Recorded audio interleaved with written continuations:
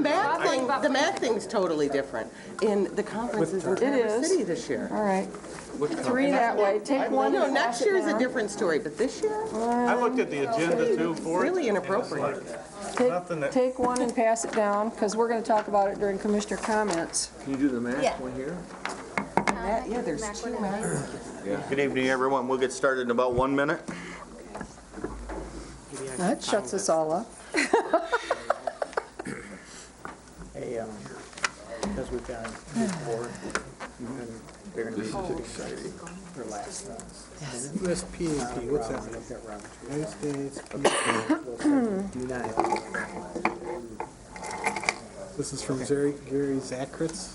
I was going to do the rate study for the test. Do I need to do something with this? Yahoo! We have to Google that. No, I'm putting it.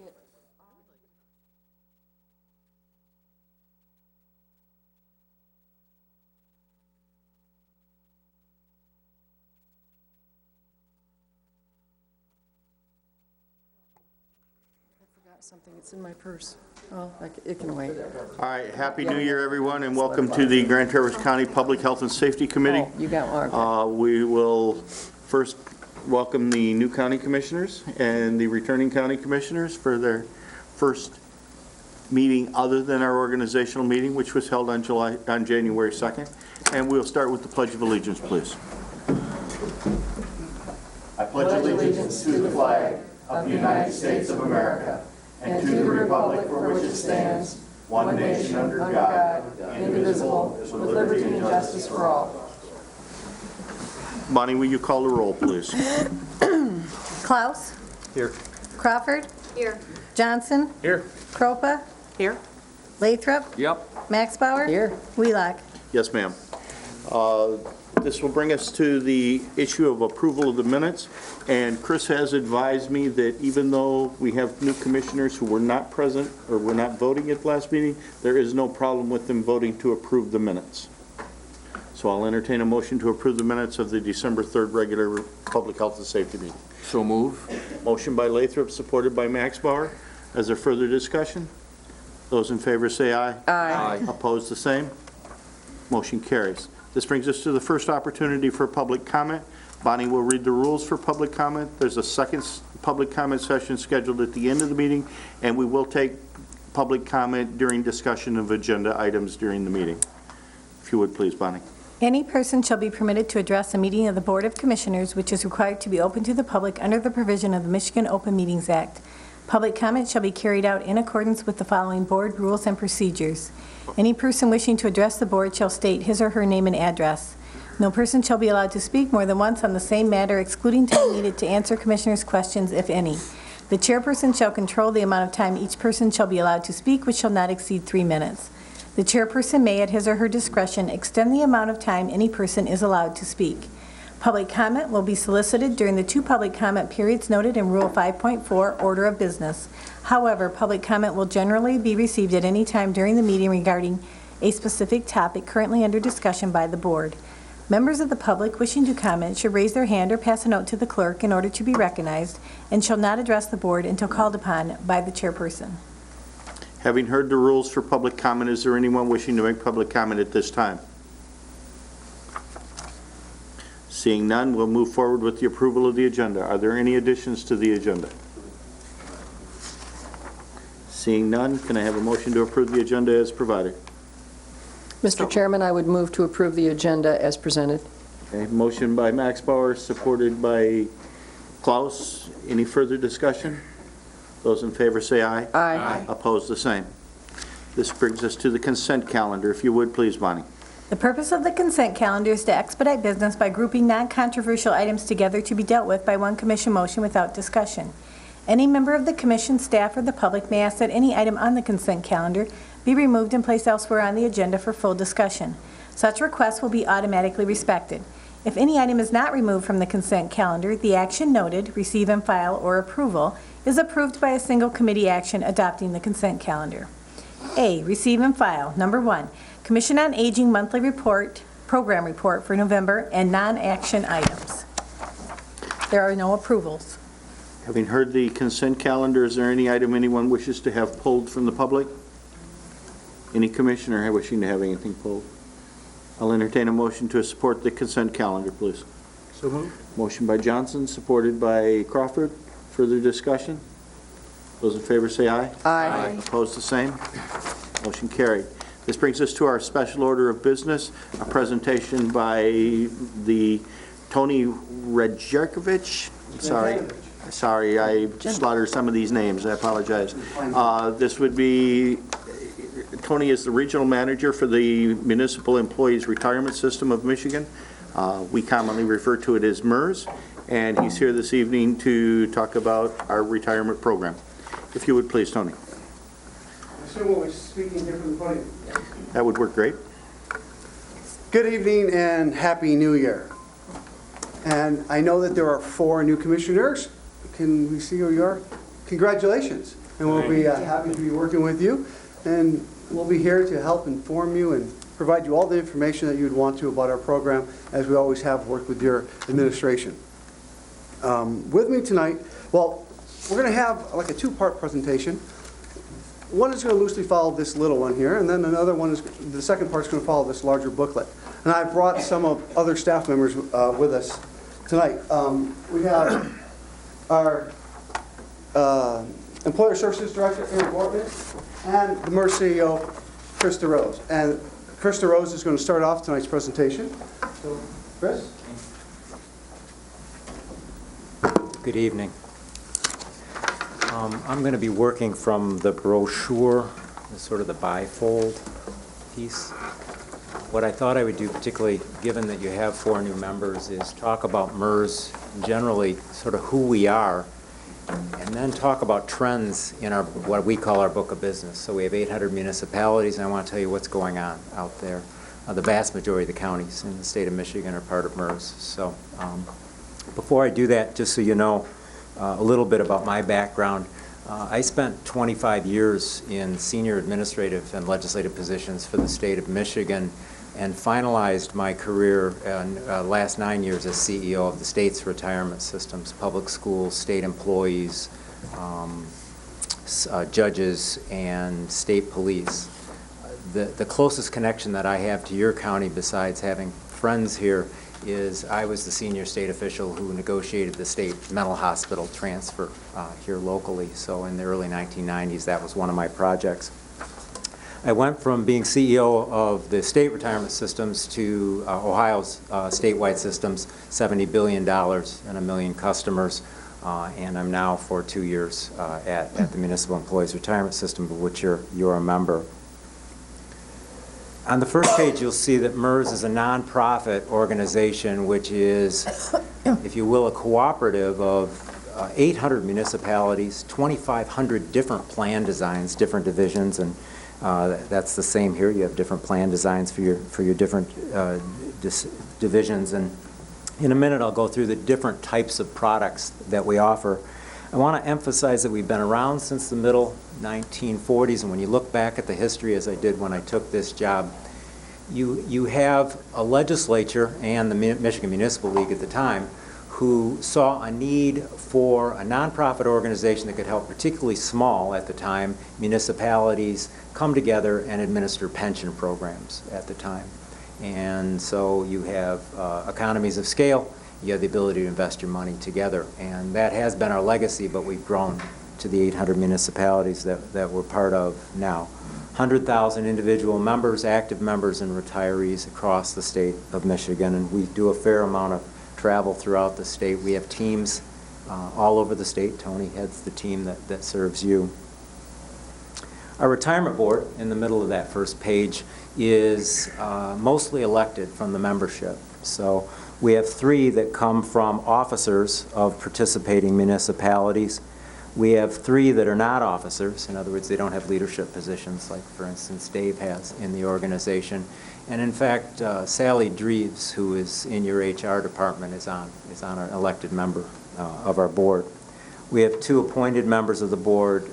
Both members have deep experience in investments and are not members of the system, and then 1 member who's a retiree of the system, who's appointed by the board. we are a public entity, so all of the rules that you're familiar with as a public entity, from open meetings and freedom of information requests and all of those apply to us. We are very transparent in terms of how we operate and in terms of how we make decisions. So be glad to go into as much detail as you want on any of that. In terms of fiduciary oversight, we bring together all of the things that you need to run retirement programs. So legal, actuarial, call center, the staff that do all the calculations, IT, all of that is housed in one building in Lansing, and then our teams are spread throughout the state to service you. We've listed there, and I won't go through all of them, the fiscal best practices. Over time, again, I've only been with the organization 2 years, but over time, MERS and the municipalities have learned lessons about how best to do some of this work to ensure that everybody's adequately funded.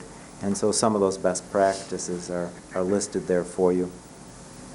Perhaps what I'd like to emphasize more, at least in this presentation, glad to take questions if you want, is the other side of the sheet, which is the variety of programs that we offer. In other words, our job is to partner with municipalities, and you tell us what your needs are, how you want to handle your HR strategic plan or your recruiting and retention of employees, and what's important to you in terms from a benefit perspective.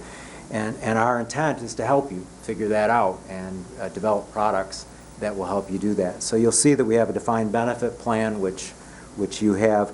We also have a defined contribution plan, which you also have. We have a hybrid plan. We have two different health care plans. One is for your OPEB liabilities.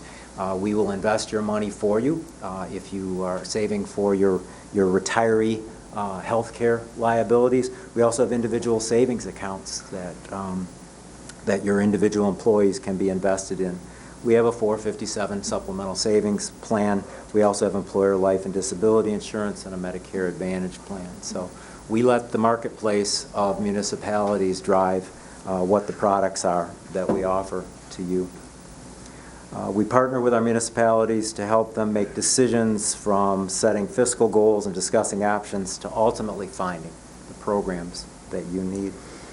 We regularly make adjustments in the programs to meet your needs.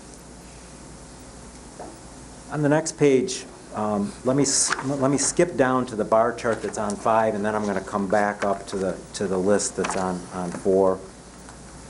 If you look at the 800 municipalities and their funded levels, so we're talking only defined benefit pensions here, which my colleagues are going to go into a little bit more detail about, for those of you that aren't familiar with how defined benefit pensions operate, and we certainly would answer questions. But if you look at how well funded those are across Michigan for those that are members of MERS, they fall into these categories. So you can see the percentages along the bottom, and it is as simple as it's good to be 100 or over. It's certainly, everybody draws the lines at some place differently, but as you move toward the end, the under 50% or the 50 to 59, that's less well-funded, and those are the ones that we partner more with to assist them at increasing that funded percentage. Probably the most important thing is that you have a plan to get better and better funded. So this shows you the distribution. So what you'll see from this is that the MERS members are all over in terms of their funded level. And as I've gone around the state for the last 2 years, in each individual, I was just down the street at, Northern Lakes Community Mental Health, and heard their story about how they run their program. But everywhere I go, there's a different history. You came in at a different time. Some people converted a defined contribution to a defined benefit, didn't bring any money with it. So there's all sorts of stories. Some increased benefits, some haven't. Some have put in extra payments, some haven't. So, why is it that they're all over the map? And so this gives you just a high level, and we'd be glad to answer questions in more detail. But that gives you a sense of the distribution of funded level across the state of Michigan.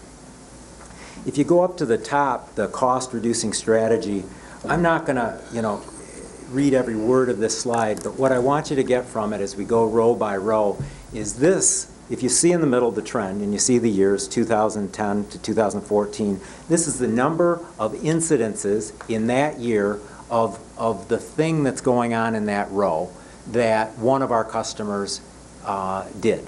So not a very articulate way, but let me run through the first row and you'll get the idea.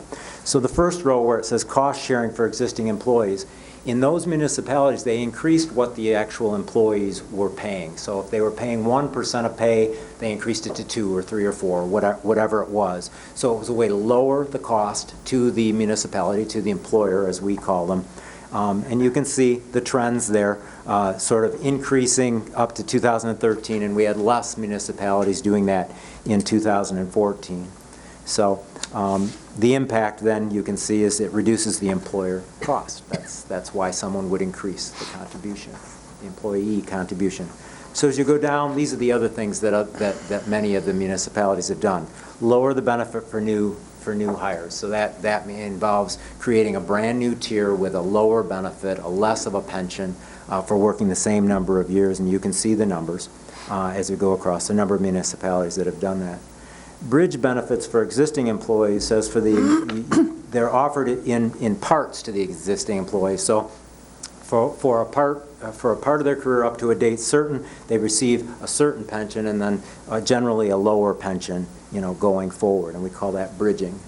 There's a hybrid for new employees. A hybrid is a combination of a defined benefit and a defined contribution. So you'd have what we call a lesser or a low multiplier pension plan. And then you couple that with employer and employee putting money in a 401k-like or a defined contribution-like plan. So we call it a hybrid because it's a piece of both. You can see the numbers there in terms of what our customer base has done. Defined contribution, which Grand Traverse County moved to many, many years ago for the vast majority of your groups, is another way in which they change our membership changes its pension plans. Two that aren't on the list, we just finished our fiscal year. Extra contributions, extra payments were made to us to lower liabilities of $40 million across our book of business. And then another option that's not on there is bonding. We've had, I think, 3 or 4 counties, at least probably 4 or 5 municipalities around the state that have bonded for their unfunded liabilities. On the next 2 pages, I just want to hit briefly our investment program.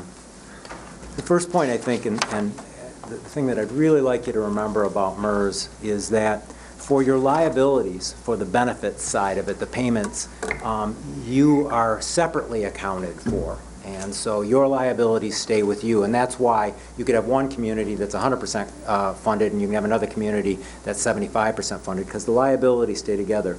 But all the money that's being invested, something like $9.2 billion as of the end of last year, is invested together. We get lower fees, we get economies of scale, we have a professional staff, all of whom are credentialed in the investment world, who manage that money together. And so compared to, say, a small or even a medium-sized municipality, we're able to get better returns in general, not guaranteed, and lower fees. So the rest of the top slide is to show you, for those that are involved in investments, what the asset allocation is. All that says is how much is in stocks, how much is in bonds, how much is in real estate, how much is in commodities. We're able, with $9.2 billion, to be extremely diversified in an attempt to meet the investment assumption and to get the maximum returns at the lowest possible risk. The historical returns are on the far right of page 6, and you'll see that most recently we've done fairly well. 2013 we made 15% on our portfolio. The year before 11.39. 2011 not so much, and I think we all personally lived through, and certainly if you had a pension plan or were involved with a pension plan, I was in Ohio at the time and watched $70 billion go to something significantly less than that in 2008. You can see the 24.81 reduction, which of course we've now earned all back. But the idea here is that pension plans are here for a very long time, and we invest the money over the lifetime of the individual employees, and this gives you just a sense of the investment returns and some of the variability. I won't spend a lot of time on this last slide, the bar chart, but it does give you what our investment returns have been. So you can see for the last 5 years, 11.31, 10 years, which includes 2008 in at 7.53, and you can read down there.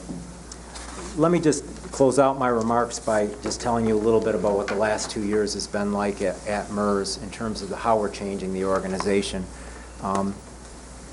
We are not a profit-driven organization. We are a customer-driven, mission-driven organization. And so we have put I don't know if it's an extraordinary amount, I think the appropriate amount of focus on our customers, which are people like you. So we spent a real significant amount of time going around state and listening, all of us, officers in the organization, staff, myself. So we've been listening and making changes. One of the things that we heard loud and clear, and in fact, soon after I started, we were in this very room with people from the city and people from the county, and we had a really, really good session, a robust discussion about the costs of pensions. We've lowered our costs, and we continue to lower our costs. So we have re-engineered all of our business processes, 75% last year, the other 25% will be re-engineered next year. We have lowered our costs, in part because we have grown so much in the last 2 years. We continue to take on more assets, we continue to get more customers. A number of plans have joined MERS. So we're listening, we're lowering our costs, we're re-engineering our business processes. Probably the biggest theme is unfunded accrued liability, and so we spent a lot of time partnering, going through in much more detail that list of levers, that list of things that you can do to lower your unfunded liability. We have spent a fair amount of time working on changes in GASB 68, which are the accounting regulations that will have us reporting differently about these liabilities. And then lastly, because most of what I've talked about is on the employer side, sort of the chair that you sit in. From the employee side, we've spent a fair amount of time, and this year we're very excited about being able to give every employee who's a member of MERS what we call a snapshot report, which will very clearly, right on the front page of the report, delivered in their mailbox, will show them whether they're ready for retirement or not. Now, how are we going to be able to do that? We're going to take the rule of thumb, 80% of your pre-retirement income. We'll be able to figure that out because you're in our system. And we'll be able to say, here's what you have from MERS, defined benefit, defined contribution, health care, whatever it is, 457. This is what you got. This is what you're going to get from Social Security. Let's assume that you retire at age 62. And we're going to be able to say, on a monthly basis, this is what you would need at 80% of your pre-retirement income, and this is what you probably will get based on some certain assumptions. And this is either the gap or, hooray, you're doing great, no worries. And then there'll be a series of steps that you as an individual can take. Because what we know about our country, and public employees are no different than the private sector, is the vast majority of folks are not ready for retirement, have not planned for retirement. And so we are going to, almost as a moral obligation, make sure that folks know what their gap is, and then we're going to help them make the changes that are necessary to get ready for retirement financially. So with that, I think I've already thrown a lot at you. I'll stop. I'd be glad to answer questions. The other part of the presentation will be specific to your plan. But are there questions that I can answer? Yes, ma'am. I know we're just a week into the next year, but any idea on the rate of return for 14? For 14, yes. I do have a great idea, but you can't quote me. It's not audited. Not going to quote you. Yeah, so... if they're listening, the Record Eagle, don't quote. Yeah, well, right. So I think that we will end up someplace between 6.5% and 7% after fees are deducted. A fair amount of our portfolio is in private equity, which is private, not publicly traded instruments, and we don't actually get those numbers till toward the end of the first quarter. So that's the part that I don't know about. But the public equity, we know, with a fair amount of certainty. So I think we'll end up between 6.5% and 7%. Okay, thank you. Commissioner? It will not come as a surprise to anyone sitting in this room. I am not a fan of defined benefit, and I'm not a fan of MERS. As I look at this, you're telling me, as of December 31st, 2013, 14% of all municipalities are 100% funded or more. That means that 86% are not. Mm-hmm. How do you explain this?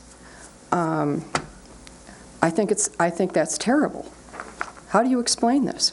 Now, when you take a look at that 14% of municipalities that are 100% funded, the day you're just telling me that right now, I heard Commissioner Kropa ask the question, you're telling me that in the last year, your rate of return is going to be maybe 7%, 7.5%. Right. You're figuring our defined benefit pension plan on an 8% return. That's correct. The day that you lower our discount rate, and that day may very well come, we're not going to be 48.9% funded as we are right now, as of the last MERS report that I have from your website.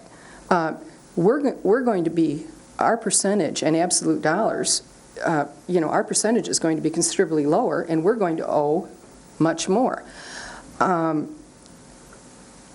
How is it that we have a circuit court plan that's 28% funded and we cannot stop the bleeding? You will not let us out of that plan. You've asked at least 4 questions. Can I take them in order? Please. Okay. I'm sorry. That's all right. I'm so frustrated with this. That's First of all, I want to thank you for coming. Oh, yeah. I'm glad to be here. I should start there. Yeah, no, I'm glad to be here. I think your first question is, how can I explain that only 14% are over 100% and these others are not? Every community has made different decisions, and so every community, not perfectly, but in general, has different benefit structures. Some are more generous than others, and so those decisions are made by those communities, and we administer them. We then have a set of assumptions about the future. How long are people going to live? When are they going to become disabled? When are they going to retire? What will we make in investments? And those are never perfect. So in any given year or any given 5-year period, every 5 years we look back at our assumptions. Some of those assumptions are realized and some are not. And so at any given time, you will never be perfectly 100% funded. You may be 120% funded, and many of our municipalities were significantly more than 100% before 2008. So first is you've got the assumptions. The second is you have, sort of catastrophic events. I think everyone would agree in the financial markets in 2008. So even the ones that were 100% funded lost money. But pension plans are meant to be long-term entities that exist over long periods of time with stable contributions going in and the ability to manage that volatility. Our interest is to come alongside every municipality and get them to 100% or more, and that's the focus of MERS. But a lot of that requires what many would believe are very tough decisions. So can you find additional money to put into your pension plan? Do you want to change your benefits? All the list of things that are on page 4. Your second question, I think, was about the long term of 8% investment return. Our returns speak for themselves. I don't know what more I can tell you, except that in the long term we've made well more than 8%. So I'm comfortable that our asset allocation will do that. That being said, every 5 years we look at that. 2015 is the year in which we will examine whether we should change that. And you are factually correct that if we were to lower that discount rate, that investment return from 8 to 7 3/4, that would increase the unfunded liability, and that would increase contributions that would be required. Your third question was about the discount rate, and then the circuit court. I don't know all the facts related to this, but let me just say this. The Circuit Court is still a defined benefit group, I believe. It is. And yeah. Since I've been with MERS, we thoroughly examined what used to be an 80% threshold. In other words, you had to be 80% funded on your defined benefit to allow a plan, a division, to go defined contribution. We examined that thoroughly. We went around the state. We talked to a lot of people, administrative type folks, some commissioners, some city council people, but mostly administrators.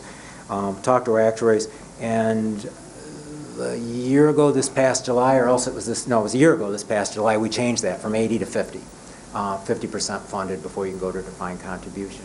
There was a feeling that we didn't want to just completely take the threshold out, but our board was clear that if a community, a municipality makes a case a good case and submits that to us, the board will grant exceptions. And so while there's a rule, I'm not saying there isn't a rule, I'm saying that there's flexibility in the rule, and the board, they didn't want to go all the way to 0, so they set it at 50, and they wanted to watch what would happen. So, if it's the interest of this community to make a change there, certainly MERS would consider it. You've no doubt read the packet.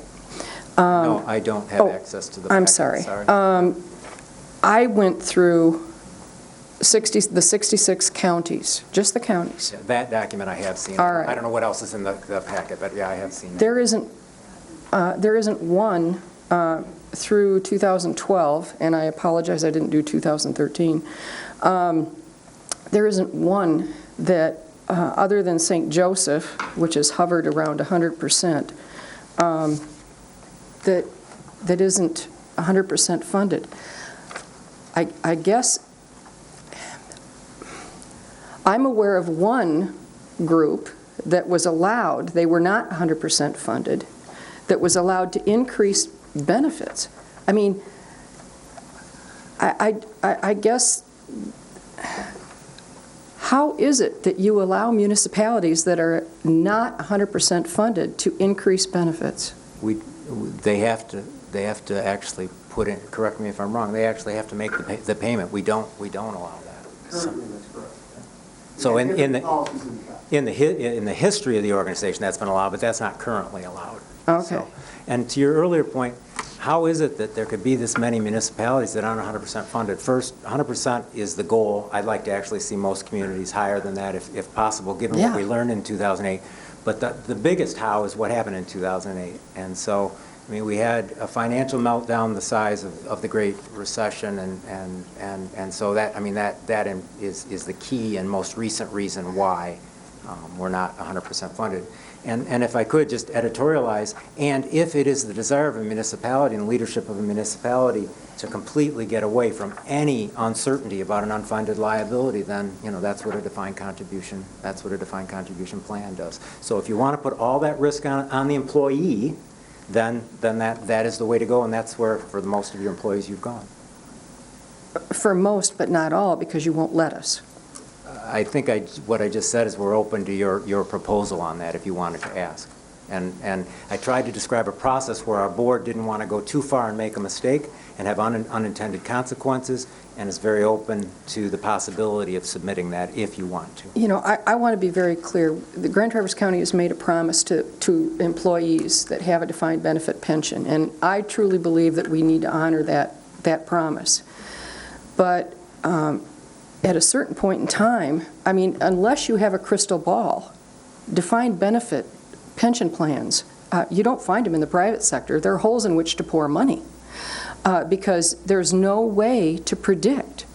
Yeah, you have your actuarials that try to use crystal balls, but, the minute the market tanks, the minute you have the every 5 years when you have to lower the discount rate because you're not making 8%, that goes to the taxpayer.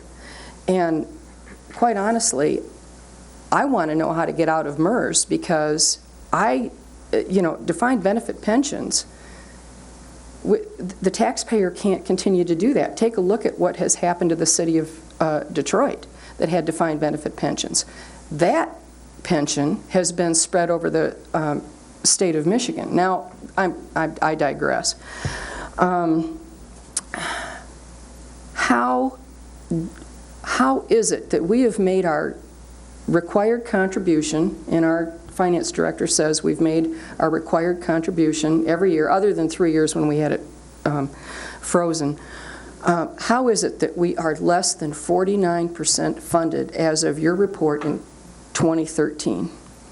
Yeah, I didn't do the research coming up here just because I left really early because of the roads, but we can, work with your staff and go into the archives and find out what decisions were made, in the past. The sort of driving assumption, if I might, in your comments, is somehow MERS is the police, is the regulator here. Really what we're doing is working closely with communities and trying to guide them with a set of rules that ended up going in place as we've watched some communities make mistakes. But for all the reasons that I indicated, sometimes offering benefit improvements or at the collective bargaining table that aren't sustainable in the long run, the vagaries of the financial markets, demographics that didn't turn out the way people thought, many people offering early retirement plans. Every community is different, but I mean, that's how it happens. I do want to make one point, and I'm not taking sides on the defined benefit or defined contribution battle, which, in my industry for the last 20 years has been an ongoing fight. I think the literature is pretty clear that the most efficient way, the least costly way to provide retirement security is through a defined benefit pension.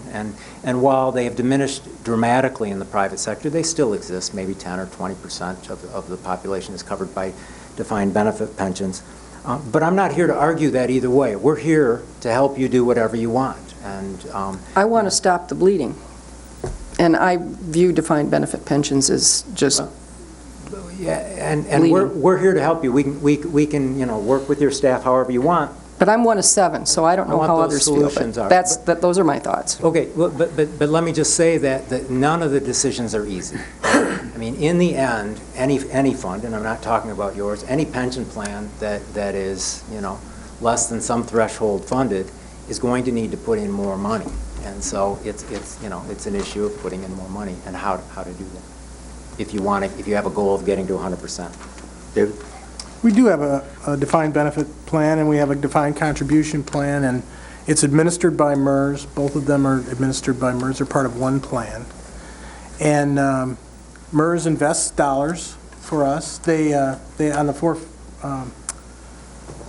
403B side, the defined contribution side, they invest dollars. They give us choices on our investments. And they select those. We have a MERS board that is made up of individuals, but it's guided by financial experts. They administer those benefits. They distribute checks to them when employees who have a 403 plan, like a 401k, they call and they say, well, I want to be cashed out, or I want to have an annuity for the next several years on this money, and they arrange all that. They do all that. We don't have to look at it. We don't have to talk about it. Finance department doesn't have to do it. MERS does it. In Midland County, we had our own retirement plan. We switched to a DC as well in 2006. But we had to hire a professional investment firm to administer our funds, and we had to process all the paperwork.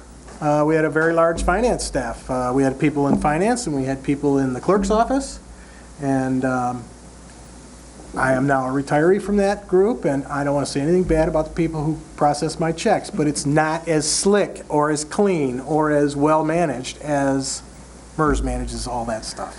So, what you need MERS for is to administer your plan to, basically when you say we've got a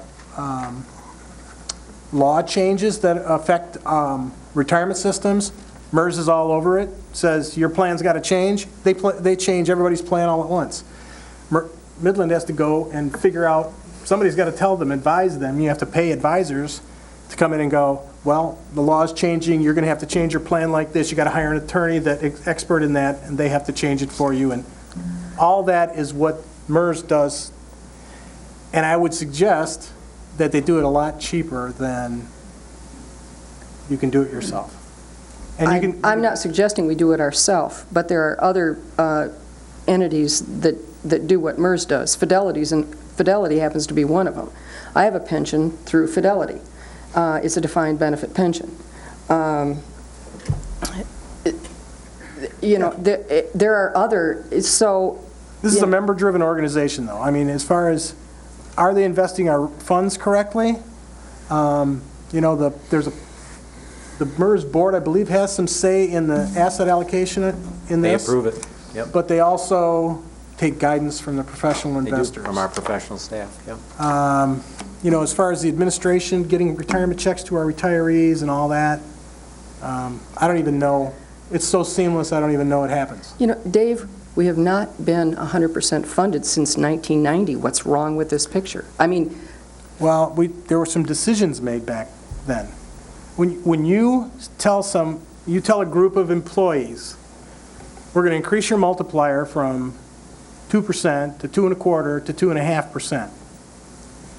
And you make it eligible for all the employees who are on staff now, not the ones that have retired, but all the new ones. And you've got people who've been here 30 years, and they tell you it's 3% of payroll. They mean it's 3% of payroll starting 30 years ago, every year for the next 30 years that have already elapsed. And you incurred that liability the day you said. So why aren't we billed Multiplier for it? increase for everybody. So why aren't we billed for it? You were. That's what this unfunded liability is. We amortize- It's we the amortize. bill for all those decisions. And that's why, and, you know, when boards back many years ago, before the financial markets got all screwed up, nobody really realized this, but you can watch, when you do a benefit increase, a 0.25% increase in your multiplier, you can watch, within 3 years, you can watch your accrued liabilities shoot right through the roof and your funded status go down. I mean, it just happens. I've seen it happen. So, what you did was you said it costs 3% of payroll going forward, but that's only if you give the benefit going forward, not retroactively.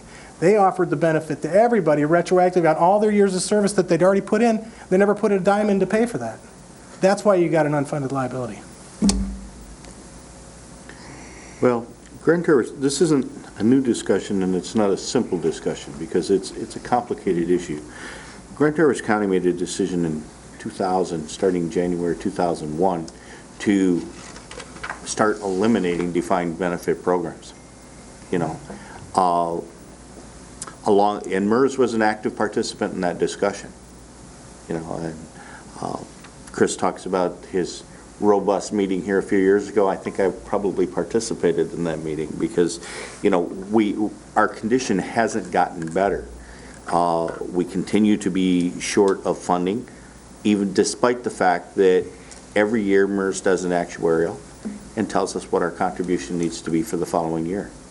We have made that contribution every single year, but our unfunded liability continues to grow.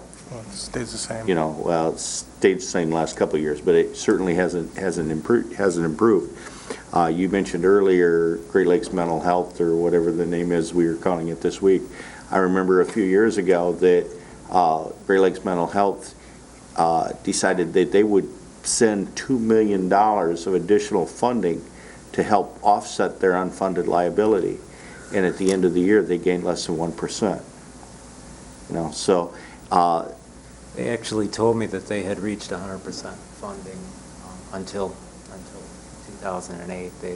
I remember the year that they sent $2 million of additional funding, and they didn't gain anything at the end of the year. And I apologize, I can't remember what year it was, but it's been a while. But we've been actively trying to reduce this liability for a long time. I don't know whether we say we were sold a bill of goods in regard to the early outs. We have offered basically 3 of them, I believe, if my memory is correct, total. There was only a couple in the one. The first one was in 2003 going into 2004, and it was huge. It absolutely was. We took advice from a lot of people. MERS was also involved in that discussion, and there was no discussion about what the long-term ramifications of that decision were going to be as far as our unfunded liability. After that point, the other factor that entered in was the accelerated amortization. All of a sudden, because we had closed these defined benefit groups, then instead of being amortized over a 30-year period, every year it shortened by 2 years. So now we're down to about 13, 14 years. We're supposed to have paid off what was originally going to be a 30-year debt, because every year it gets 2 years shorter. But most importantly, in my mind, is the fact that every year MERS has done an actuarial, have told us what our appropriate contribution was to be made, and we have made that contribution every single year. how come our liability continues to be, our rate continues to fall behind? A couple of reasons, and there's solutions. We'd be glad to work with you on. Any unfunded liability is amortized like a mortgage over a number of years. In this case, it's about 26 years. So we allow you, for budget reasons, to amortize your unfunded liability. Now, the extraordinary changes of 2008 sort of threw everything out of kilter, and that certainly allowed many who were 100% to fall below 100%, and those that were 60 to fall to 50, and so those were extraordinary events. But in the end, the list on page 4, or additional contributions, or bonding, are all measures. If it is this body's goal, if it's your community's goal to be on a plan to consistently get at a higher contribution rate, a funded rate, then we can work with you and have our actuaries crank that out. It will slowly get better and better and better, assuming all the assumptions are met and that the demographic assumptions are met. Otherwise, as I indicated earlier, $40 million in additional payments came in from our customer base on folks that have made additional payments just in 2014. So there are levers there, but as I was trying to indicate, they're not easy decisions. These communities are all, as you have to face, they're not easy decisions if that's your goal. I don't know if I'm supposed to call on you or the chair is. So you're saying that when we increased the multipliers and did that retroactively, was MERS a part of that decision? Were actuarial figures given as to what the ramifications would be with assumptions into the future of just how much that was going to cost going forward? I can try to get the answer by looking in the files, but I've only been here 2 years. And we'd be glad to if that's your request. I'm just curious because it seems like I agree with Sonny that when you tell us what to pay and we pay it, and yet we're still not doing it. It's like paying the payment on your house and having it change every year, and you pay what they say, and then you never ever ever own it, and you're constantly backwards, and I don't understand that. The current practice is, I just don't know if it was the practice back then, is we do an actual report, we tell you exactly what things cost. I don't know, do you want to weigh in on the specific? It's been our policy. Yeah, so we can go back and actually determine whether in this year there was one. I can tell you that the story, in general, the theme that you're talking about is very common, particularly in the go-go 1990s when stock markets are going very well. People added on benefits, early retirement plans were very common, and whether communities had the actuarial or not, and I've been around a fair number of communities, Ohio, Michigan, here, whether they had them or not in the legislature when I was advising them, whether they had the numbers or not, they still made the decisions to go ahead. I don't know what the facts here are.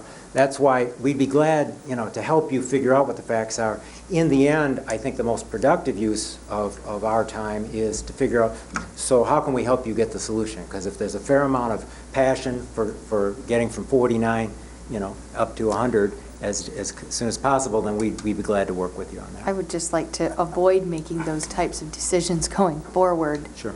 And know exactly what we're getting into when we make those decisions. It's just part How of they're going to our impact standard it practice. going up or going down. Anytime you, and nobody, frankly, no one is proposing increasing benefits. No. Very few across Michigan since the recession. But anytime you have to make those changes, you get an actual, a special state projection law now. of those, of what those cost. But it wasn't Okay.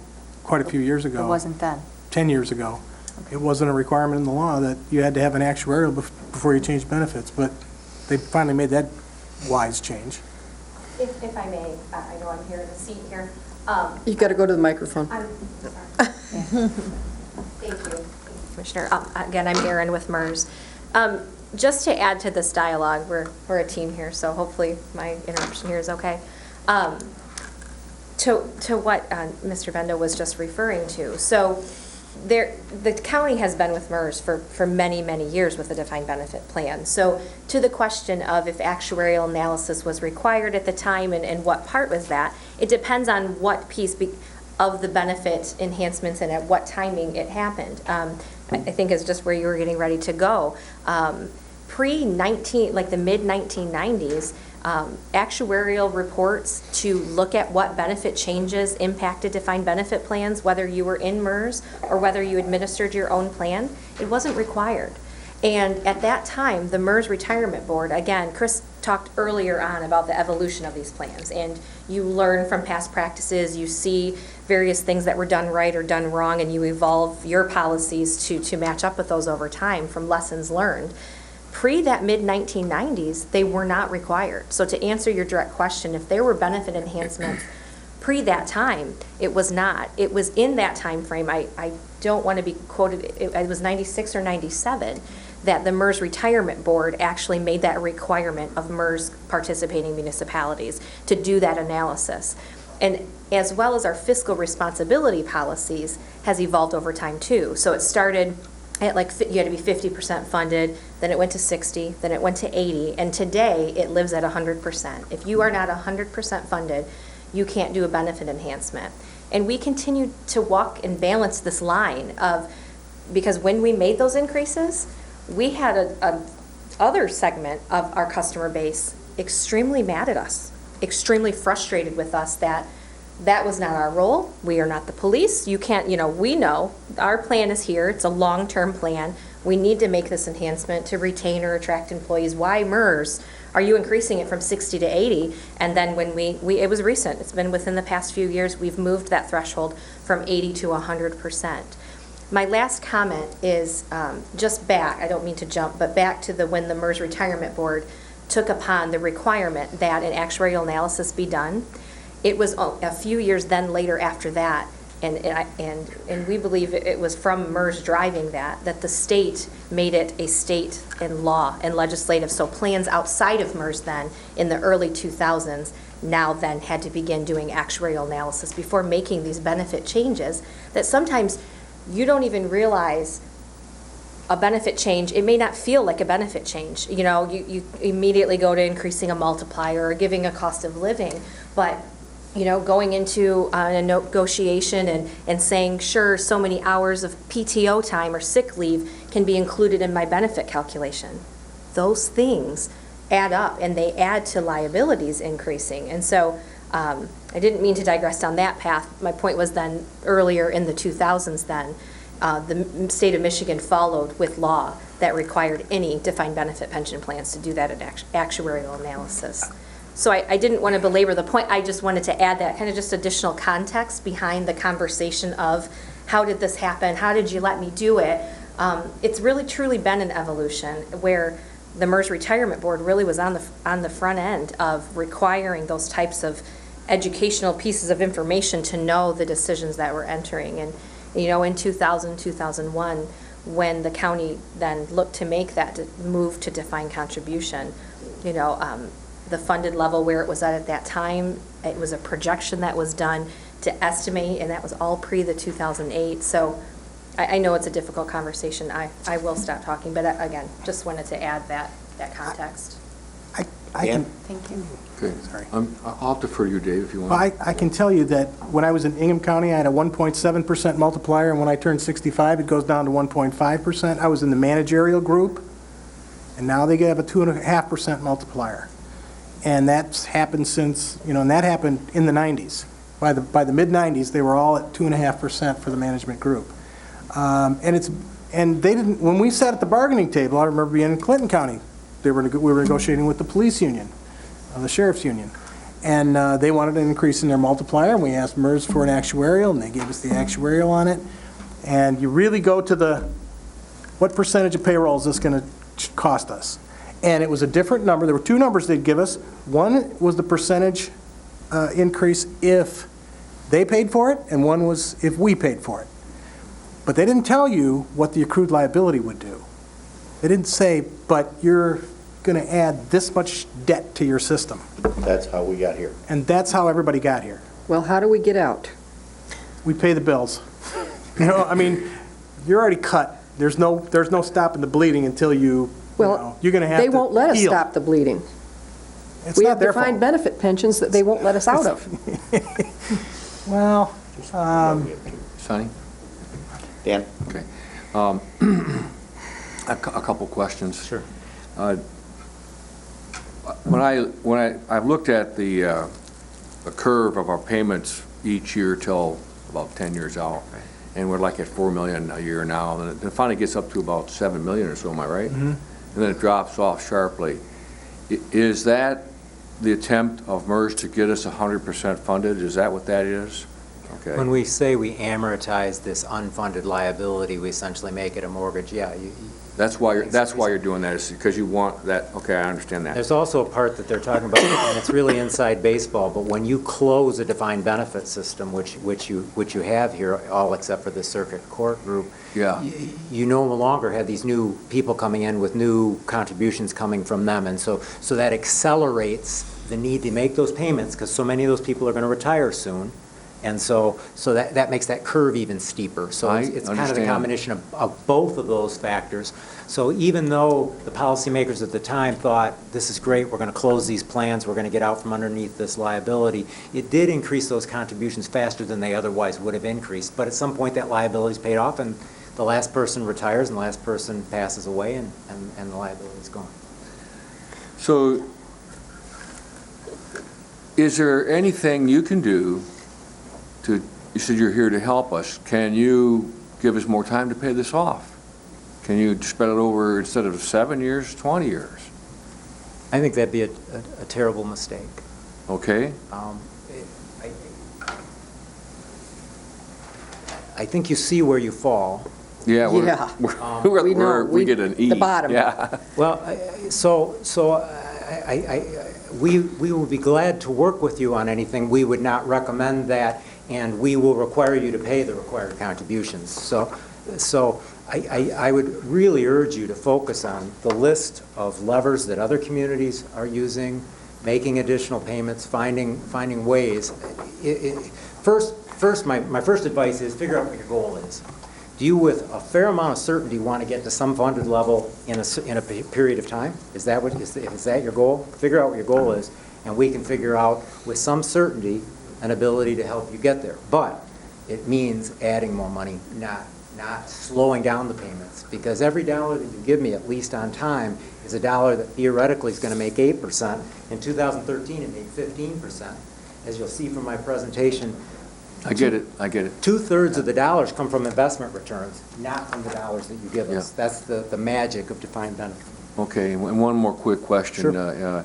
In 2015, you're going to look at what you anticipate you'll make in the market a year, right? We're at 8% now, right? Going forward, right. Yeah. Do you have an inkling if it's going to stay there, go down? What do you think? No, but let me answer it a different way. No, the analysis isn't done. We have an asset allocation that, in theory, has a high likelihood of making 8% going forward, but none of us know for sure. But let me give you a better example. We're also going to look at how long people are living, the mortality table that we use. So once you retire, right, we make some assumption. Are you going to live 20? On average, if people are going to live 20 years, they're going to live 30 years, and we know women are going to live longer and men live longer. Well, we do know that the population is living longer. And so when we do these 5-year experience studies, with a fair amount of certainty, I can tell you that the mortality table will change. People are living longer, and that will increase the cost of these plans. So there's probably a more specific example where I can give you more certainty, not in a good way, because it means your contributions are going to go up, but people are living longer, and that means that the contributions have to go up. Okay, thank you. I think the other piece of this, though, is the 8% number, because whether we figure out how to make an additional payment, whether we continue to make the payments that are stipulated or not, there's still that assumption that you're going to get an 8% return on your money. In years like 2015 or 2014, your projection is that you didn't get there. We all know the whole world got beat up in 2008. It's just the way it is. We all got it. And, but the problem is we're sitting here trying to figure out how we get closer. I don't think any of us sitting here think we're going to get to 100% anytime immediately soon. Even if we have, which we will eventually have a discussion about pension bonding to get rid of this unfunded liability. but there's still the assumption that you're going to get an 8% on your return of the money. So, even, when we had it frozen, 2011, 12, and 13, we made our $3.9 million contribution each of those years, and you assumed that you were getting an 8% return on your money. Well, the assumption is a long-term assumption, not in any given year. And you can see from the table, assume you accept my numbers, that we've done that for long periods of time.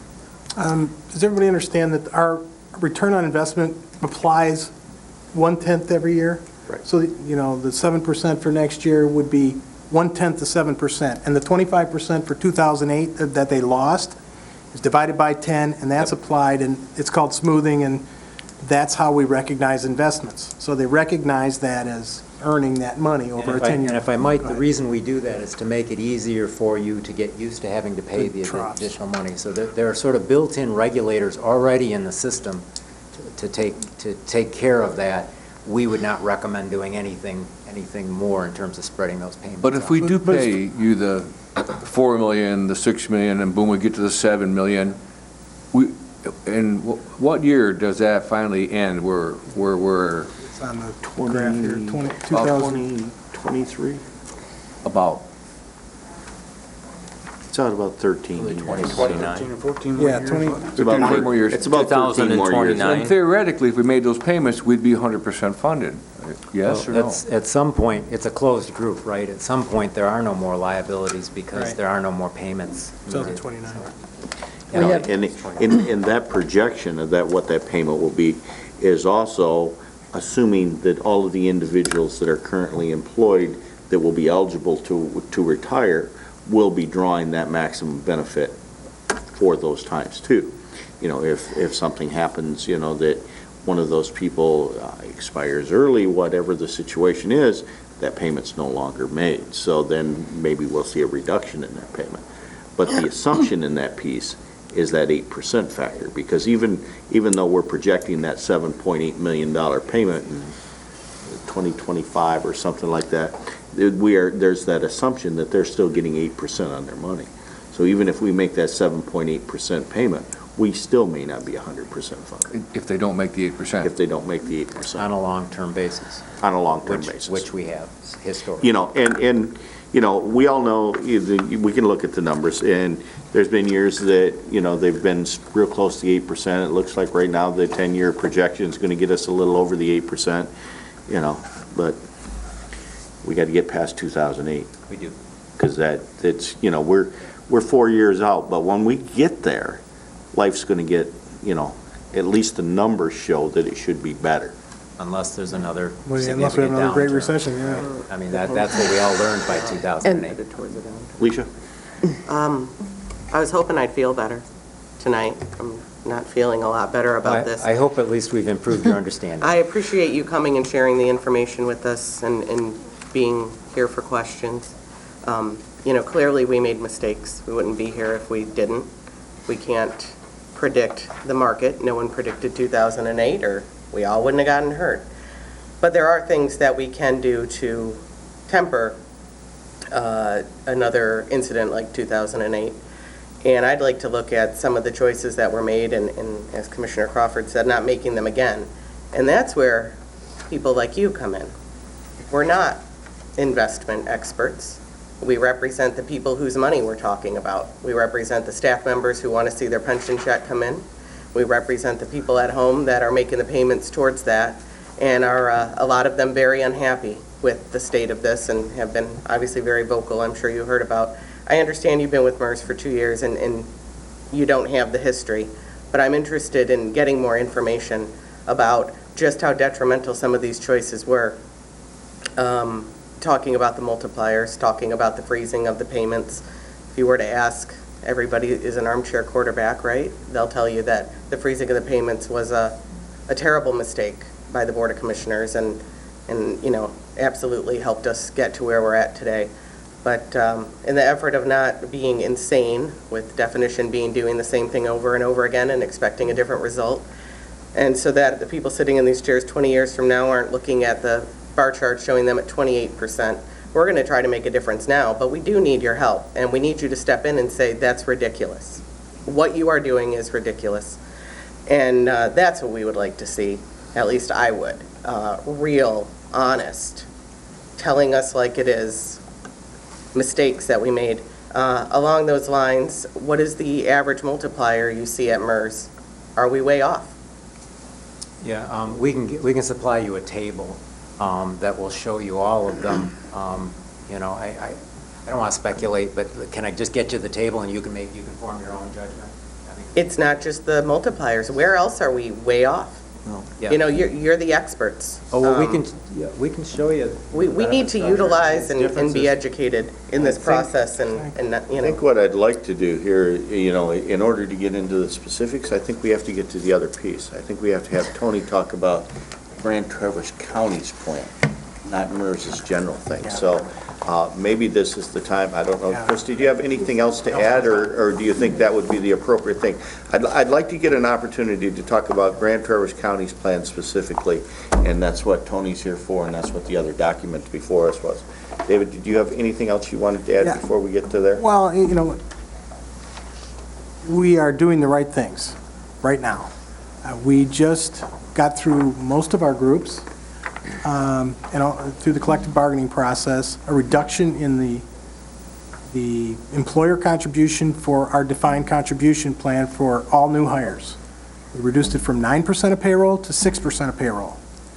I can tell you that the 2.5% multiplier that practically every employee in the county got when they retired from the county lately, since the 90s, I never earned that. I never had a 2.5% multiplier in all the time that the 32 years I've been in county government.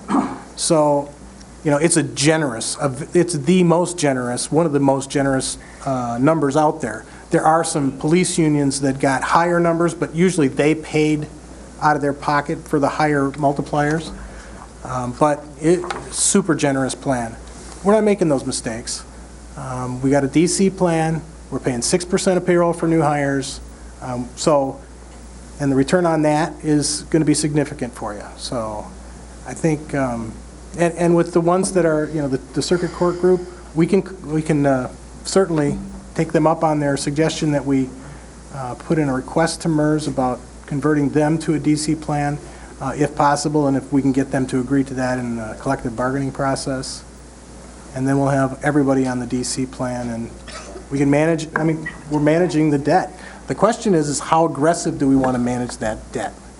And, you know, it goes anywhere from paying what we are told to pay in our annual required contribution to adding some money to that to paying it all off and paying a debt service on the amount that is outstanding at this moment.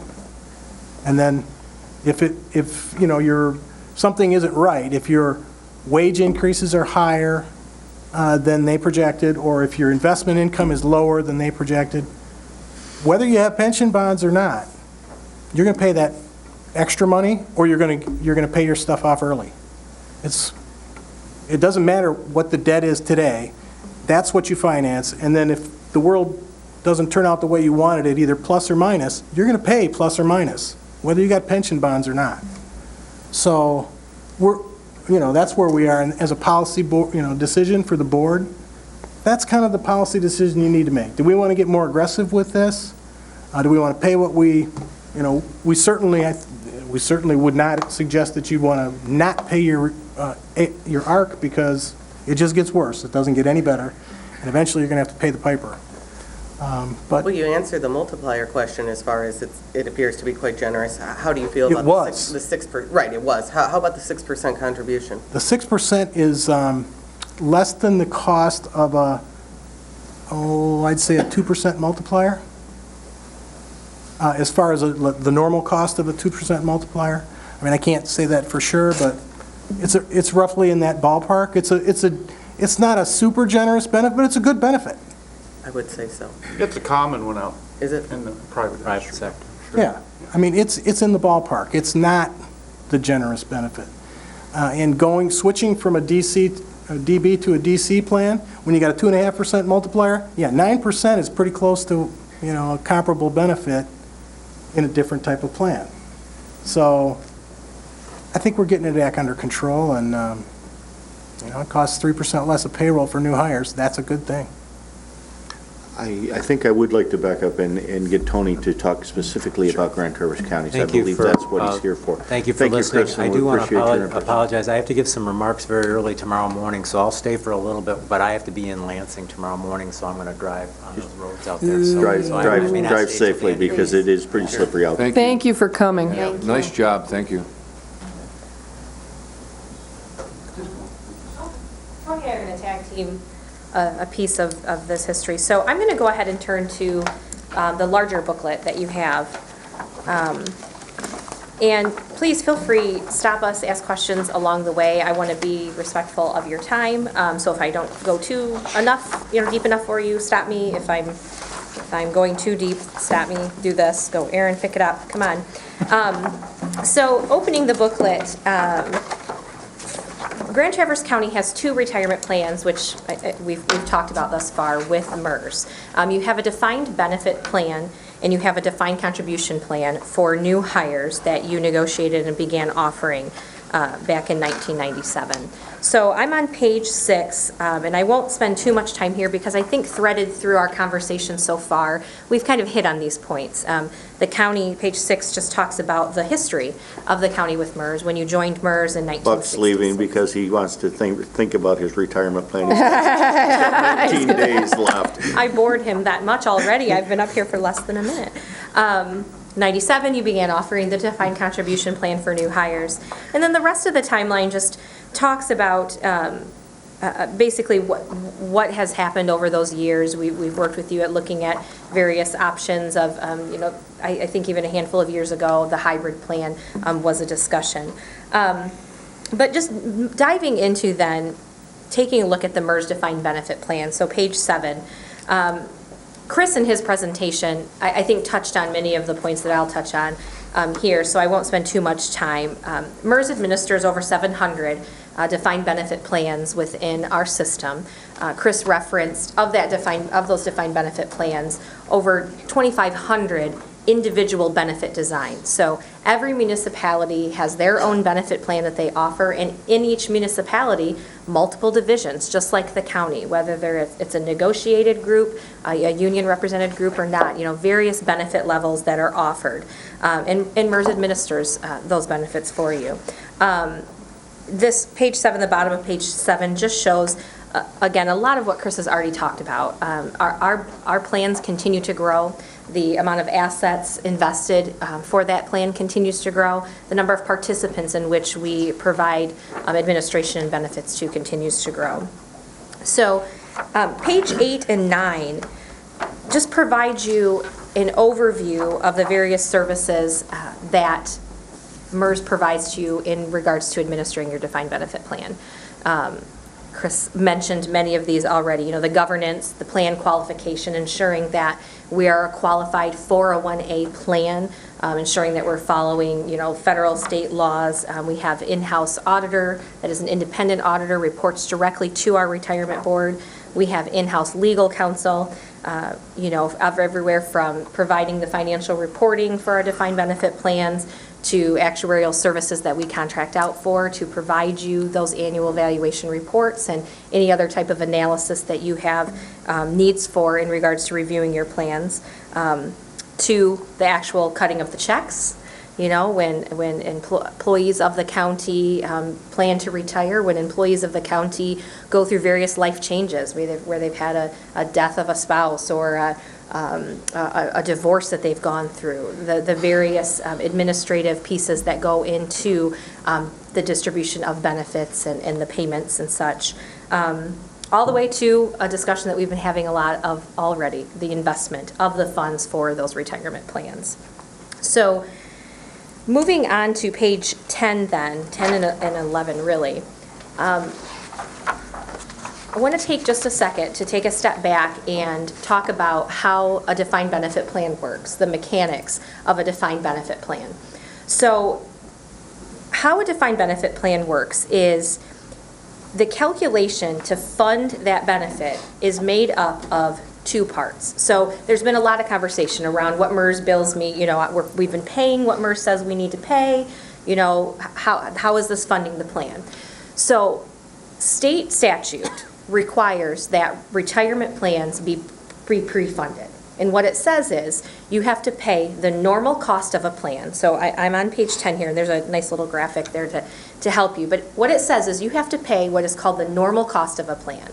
And what the normal cost is the cost of 1 year's worth of accrual of the benefits of the plan. So you have over 400 people in the defined benefit plan, with a segment of them still active, meaning they're still working for the county. They are still, every month that they continue to work, they are accruing more of a benefit with this defined benefit plan with the county.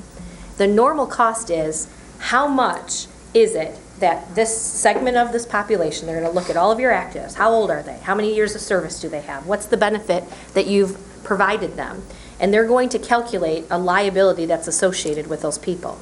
So the normal cost is, how much is the cost of it for 1 more years of accrual? Because everyone's going to accrue 1 more year of service. We need to continue to pre-fund that. What's that normal cost? So that's that proactive pre-funding, stay ahead of, everyone's going to accrue more benefits, we need to pay for it part. Then what the law says, excuse me, is that you have to pay an amortized portion of any unfunded pieces of those benefits that have been promised, they've been committed. There's liabilities associated with them, but there are assets there to support them. You have to pay an amortized payment of those liabilities. I'm sorry, I have a quick question. Sure. If we are paying the employer normal cost, why would there ever be an unfunded portion? Sure. Explain that, please. Sure. Many plans, back when they first started defined benefit plans, it all goes in, and I can't speak for the county again. I'm a little bit in the realm of where Chris is, where I don't have your history all the way back to 1966. But many times when defined benefit plans were started, and Chris even referenced this too, when plans move from like a defined contribution plan to defined benefit plans, because that happened. You may go, who would do that? We went to a defined contribution. But if you think about back years ago when markets were soaring and people, assets were there, people wanted to grant pensions, sometimes an unfunded happens because they've moved and they've recognized that the time they decide to open that defined benefit plan, you've worked for the county for 10 years, you've worked for the county for 5 years.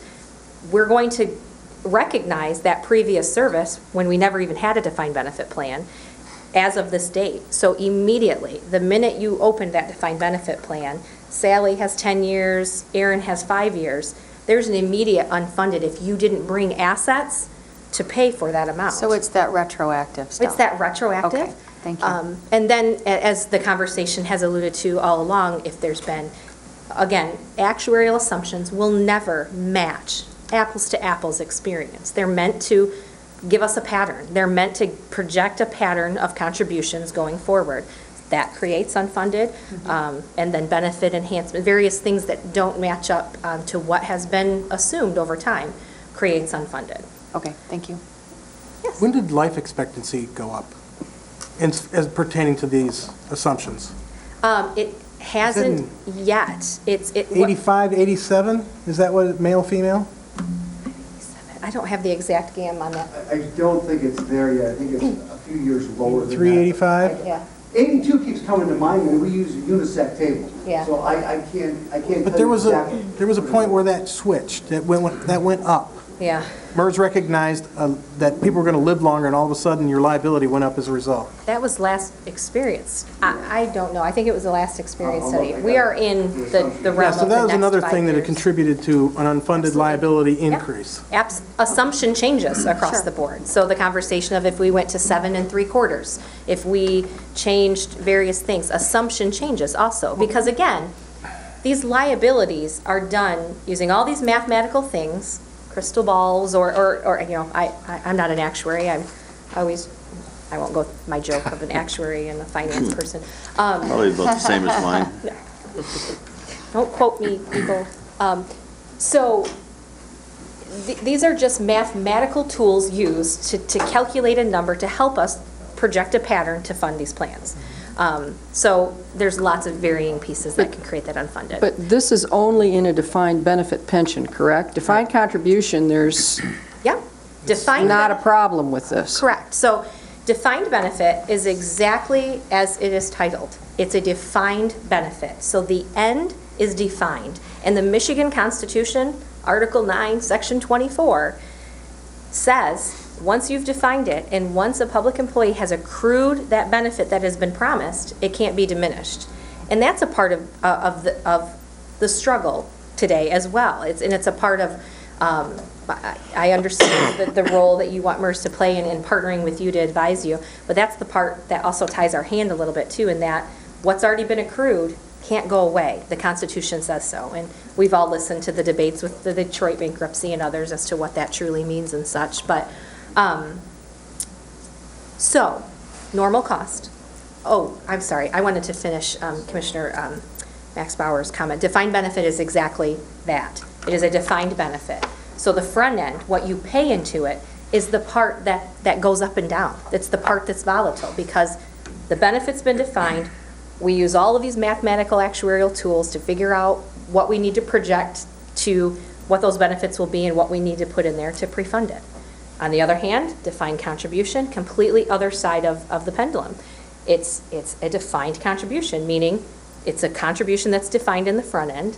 It gets invested, it goes up, it goes down, fees come out of it, and the benefit in the end is the volatile part, right? We don't know what it will be. We do our best to project what we think we'll make in the market and how long we'll work to put money into it, but it's the contribution that's defined on the front end. The benefit is the volatile piece. So they are, truly, if you put them on a arrow, a pendulum, complete opposites. So funding the defined benefit plan. There's that first part, and I'm on page 10 here. That is the normal cost. The second piece to that is the amortized payment towards unfunded liabilities. So the portion that is not yet funded that equals the benefits, and again, the best calculation that we can come up with as to the value of those benefits that have been negotiated and have been promised. And you pay that in an amortized fashion.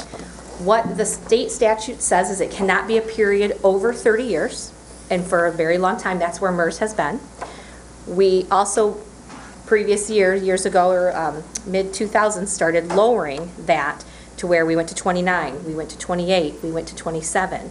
And Chris has alluded to the GASB requirements and other things that are coming. That amortization policy continues to go. That's for our open defined benefit plans. The county has that accelerated piece, and I don't want to dive into the weeds too much there unless the commission would like me to. But that unfunded portion, amortized payment, is the second piece that makes up your total contribution. And by law, pension plans are required to fund plans in that manner.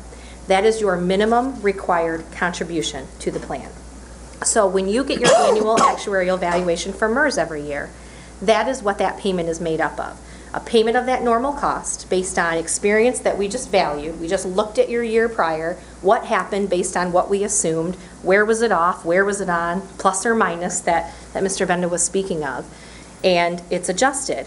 And there's a normal cost component, there's an amortized payment towards unfunded portions equals your total cost. Again, state statute requires it. That's the minimum required. Most recently, MERS has started offering in your annual valuations additional numbers for you. So if you look in the very front section of the actuarial valuation that MERS provides you, there's additional numbers outside of that minimal required number. There's, if you want to expedite funding even faster, you could pay this. There's what-if scenarios, market volatility scenarios that says, we know right now, and especially since 2008, we've kind of been doing this and we're still smoothing out that 2008 period. So right now, using our 8% assumption, your liability is calculated at this, and this is what your contribution means. But what if we made 7 or 6? What if the market rallied and we made 9? So there's some tables in there for you that just continues to show these numbers are estimates. They can change, they're volatile, but we want to provide you the tools to show you the swing of where it could be. If we really performed well, if we continue at what long-term we make, which we do make, we make over that, or if we have a few years that are lower, giving you some flexibility in what those numbers look like. Are there any questions on how a defined benefit plan is funded, how that all works? Anything there? No, you made a statement that we have 400 people in defined benefit? Total. So you have retirees, you have people who've left, but they've left vested, so they've met the county's requirement to actually earn that defined benefit plan, and then you have some actives. Because we only have, how many employees do we have? Well, 500? we have about 500, but of that 500 employees, probably less than 100 of them are still on defined benefit?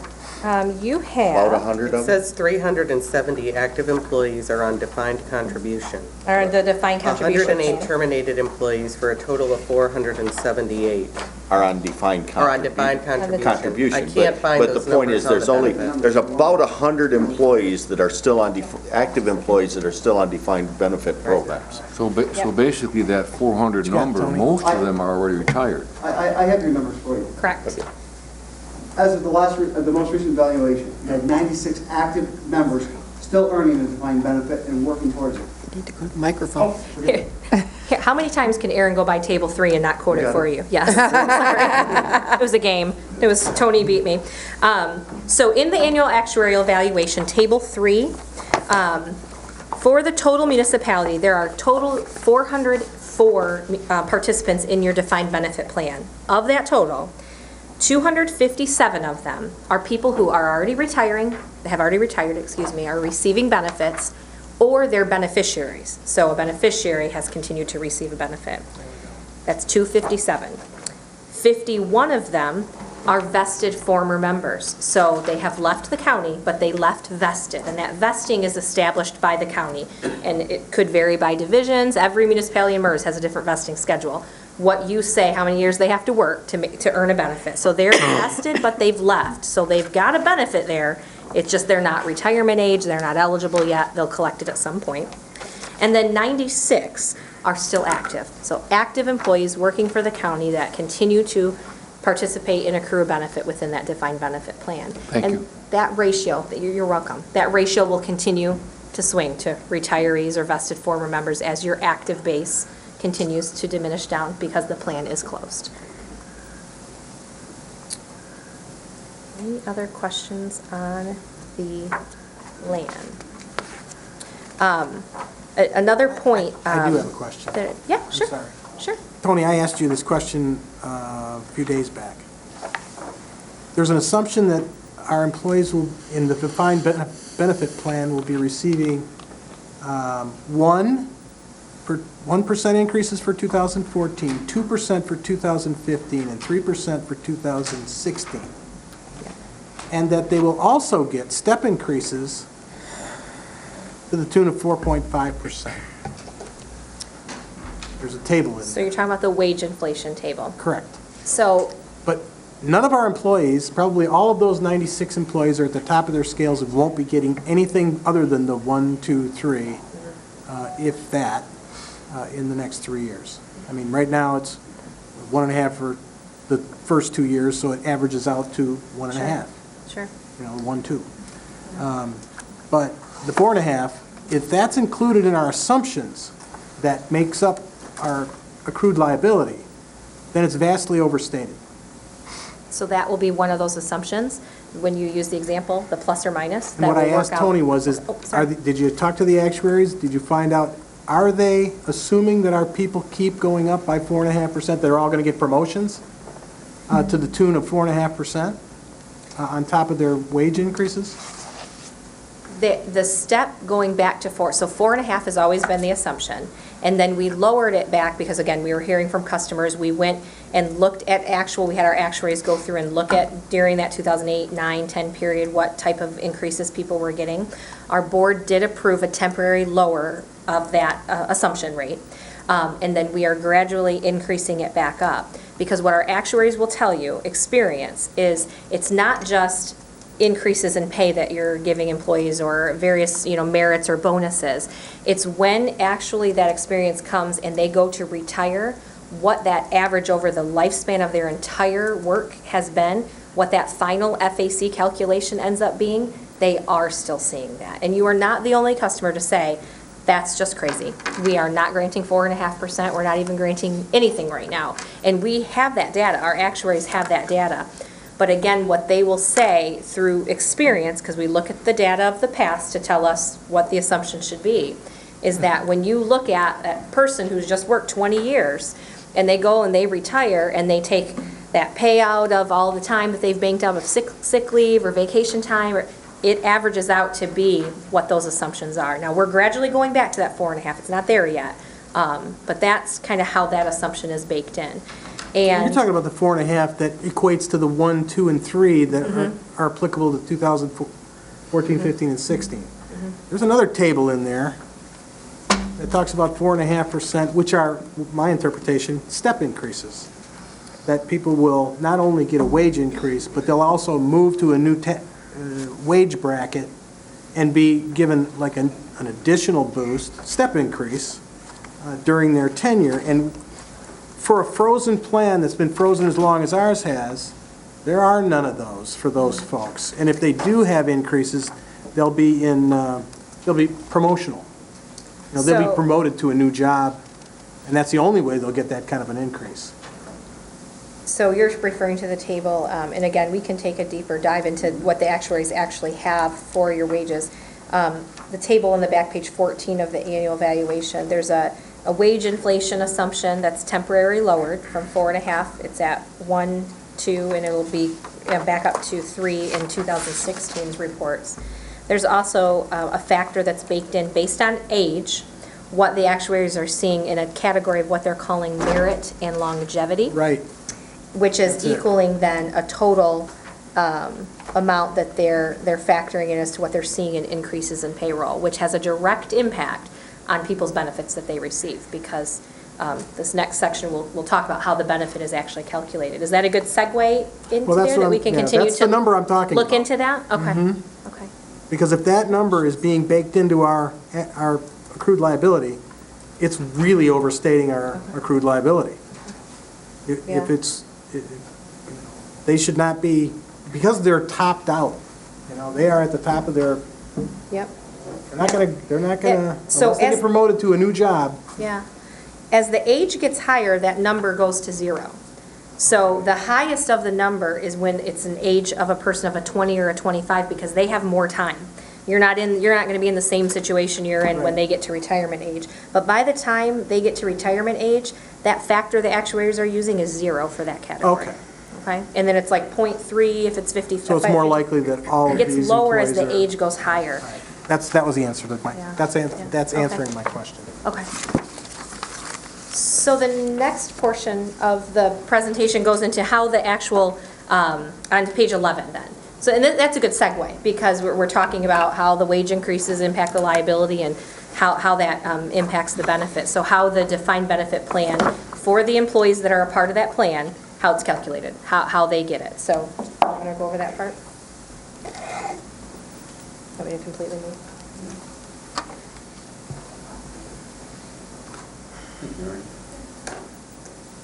And now what we're going to do is talk about the benefit, and what is the benefit that your employees are going to receive.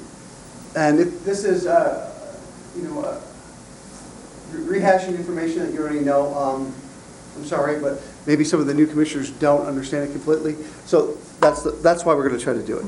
In this defined benefit plan, you have 3 parts. It's a 3-part equation, and I'm on page 11. And we're going to talk, it's made up of those 3 parts, final average compensation, which Aaron was just talking about. What is that final average compensation? Here at the county, all of your 14 divisions use 5 years. So it's the highest consecutive 60 months. Most of the time, it's the last 60 months, but it may not be. So it's the highest consecutive 60 months. We take that, we find the average of 1 year, and we use that number. Then we take their years of service. Years if they worked or if they were able to buy service credit, we add that in there. And then we take times the multiplier. I like to try to, those 3 things multiplied together will equal an annual benefit. What I like to do is I like to take that multiplier times years of service. So in this case, if someone served the county for 32 years, and then a 2.5 multiplier, that's 80%. The reason I'm using this one is many times people think about, well, hey, how am I going to get that max benefit? It was stated earlier, I think, by you, Commissioner Wheelock, about getting a max benefit.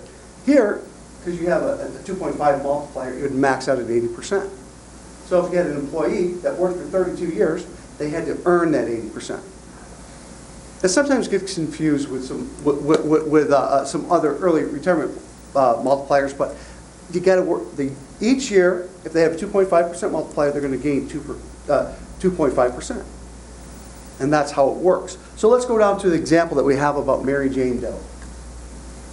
She was making $45,000, or that's what her final average compensation worked out to be. She had 25 years of service, and her multiplier was 2%. 25 years times 2 is 50%. 50% of $45,000 is an annual benefit of $22,500. This would be the straight life benefit that this employee would receive if those were the numbers of her three-part calculation. Make sense? Yes, sir. That final average compensation, is that just base salary, or does that include overtime? It's a negotiated item. It depends. You know, sometimes it's excluded and sometimes it's included. And there's a lot of things that are included. He's correct. It varies. We have standard definitions of compensation. We have standard definition of what's not included. But our municipalities do have the ability to tell us what their definition of compensation is. Anything else? Any other questions? We talked about vesting. I just want to comment real quick. I just want to connect to earlier when I mentioned about some of those things that you don't realize add to the liability. What's includable in compensation towards pension calculations is one of those. It's one that you don't feel it as much as we just made a benefit enhancement with a multiplier, or just granted an early window out, or a COLA, cost of living adjustment. That's one of those that over time, because what the actuaries are assuming is based on the wages that the county submits on a monthly basis to MERS. You tell us what people are making, and that's how they know how to estimate somebody's benefit. And they're estimating what we just started talking about, increases over time and what they think those will be. And then, so all along you've been estimating a annual salary of $45,000, and then all of a sudden Mary Jane Doe was her hypothetical name, cashed out hundreds of hours of PTO and sick that was includable, and that FAC went from $45,000 in our example, maybe to $47,000, maybe to $50,000. That doesn't seem like a lot, but multiply that by 30 years in retirement, that's quite a big jump times 400 people in the defined benefit plan. That adds up. So you've heard about that dialogue back when the state came out with the Economic Vitality Incentive Program, the county incentive programs, standard best practices that they were saying, these types of plans should follow. Limiting what was included in FAC was one of those pieces. So I don't mean to digress the dialogue. Just a couple other things about the defined benefit plan in that benefit, and it's a point that I need to state, is that if those markets go up, Mary Jane Doe's benefit is not going to go up. If the markets go down, Mary Jane's benefit is not going to go down. And so that is the difference about defined benefit. It's a stable annual benefit, and therefore the risk, as Chris spoke about earlier, is borne by the county, by the employer. And one thing I want to talk about, you guys have, most of your divisions have early retirement riders. And this is something that we find is very confusing. They say I have a 55 to 25. So that means that some people think that if they reach 55 years of age with 25 years of service, they're going to get that max benefit. That's not true. What they're going to get is 25 years of service times 2.5, if that's the multiplier, which is 62.5% of their final average compensation. Does that make sense? Good. I wanted to make sure that you understood that, because that is something that's misunderstood often. On page 12 of this handout, I'm going to let you know that everything we talked about, with all of that administration, just fund this defined benefit fund. This is what the county has to do, not what your required contributions are, but what it costs. When you were saying, Midland went to, when Mr. Bennett was saying Midland went to, they had to hire all these services. Well, all the services that you get from MERS to manage this defined benefit plan is 51 basis points. And as it says in the graphic, For every $1,000 vested, it's $5.10 for everything that it is that MERS does, as we have spoke out about throughout the evening. And as the plan continues to grow, as more assets get invested, we hit different tiers of levels and negotiate costs down, those costs continue to go down. So I think Chris mentioned, from 12 to 13 and continuing on, the defined benefit plan costs have lowered 17%, the number is, I believe. Those will continue to lower. I think sometimes it's a concern, well, if MERS grows, if you take on some huge plan, which many large plans are looking at MERS, am I gonna take a hit for that? Is all that attention and administrative work? As we grow, we have systems, we have all those things that can be done. All that growth does, all that pooling does for you is continue to bring your costs down. It truly is a cooperative, like Chris described it, a shared services piece. Another way to drive that point home, and I shared this with Dave last week, is that about 4 or 5 years ago, our cost was 72 basis points. So in just a short period of time, we were able to drive those costs down. That's the savings right back to our municipalities, and that's dollars that are in their asset account, helping to fund those defined benefit plans. And we're going to continue to strive to keep those costs down. We're at the point of tonight's presentation where we're going to talk about the county's current plan. The plan that the majority of your active members are in. How are we doing on time? Are we going too fast, too slow, based on the DB piece? I want to be Glazed looks. respectful of your time. I want to be extremely respectful of your time. So did I take too long on the DB explanation? The DC, you're not going to hurt my feelings. The DC is a little bit more of a clear-cut plan to explain, so we can do it. We specifically made this a short agenda so as that we could get the proper information available to the commissioners. Okay. We okay? Okay. And we're going to talk about the defined contribution, and we're going to talk about some of the services that are really tied to our defined contribution plan that we provide to those employees. So I'm going to be on page 14. We have 244 defined contribution plans in MERS. Some of them are large, some of them are small. We have one-person division or one-person municipalities that have a defined contribution plan. We have some that are up to 600. Our defined contribution plan, the way that it works, Erin sort of said this, and she said it quite a little bit fast earlier when she was trying to say the opposite ends of the pendulum. And I'm going to go through this with you in a little bit slower. In a defined contribution plan, the county is putting in a certain amount of money. The members may, if they chose, put in a certain amount of money. So you have those two, those are the inputs. And hopefully, there's gains, but there could be losses. And then there's fees that they have to pay. And then that's going to equal their account balance. And so at the end of their working career, they're going to have this balance in which they can use in their retirement. During their working career, they're going to manage that account. And they're going to use our investment menus. And they're going to try to most judiciously grow those numbers. And so what they're doing is they're taking on that risk of investing.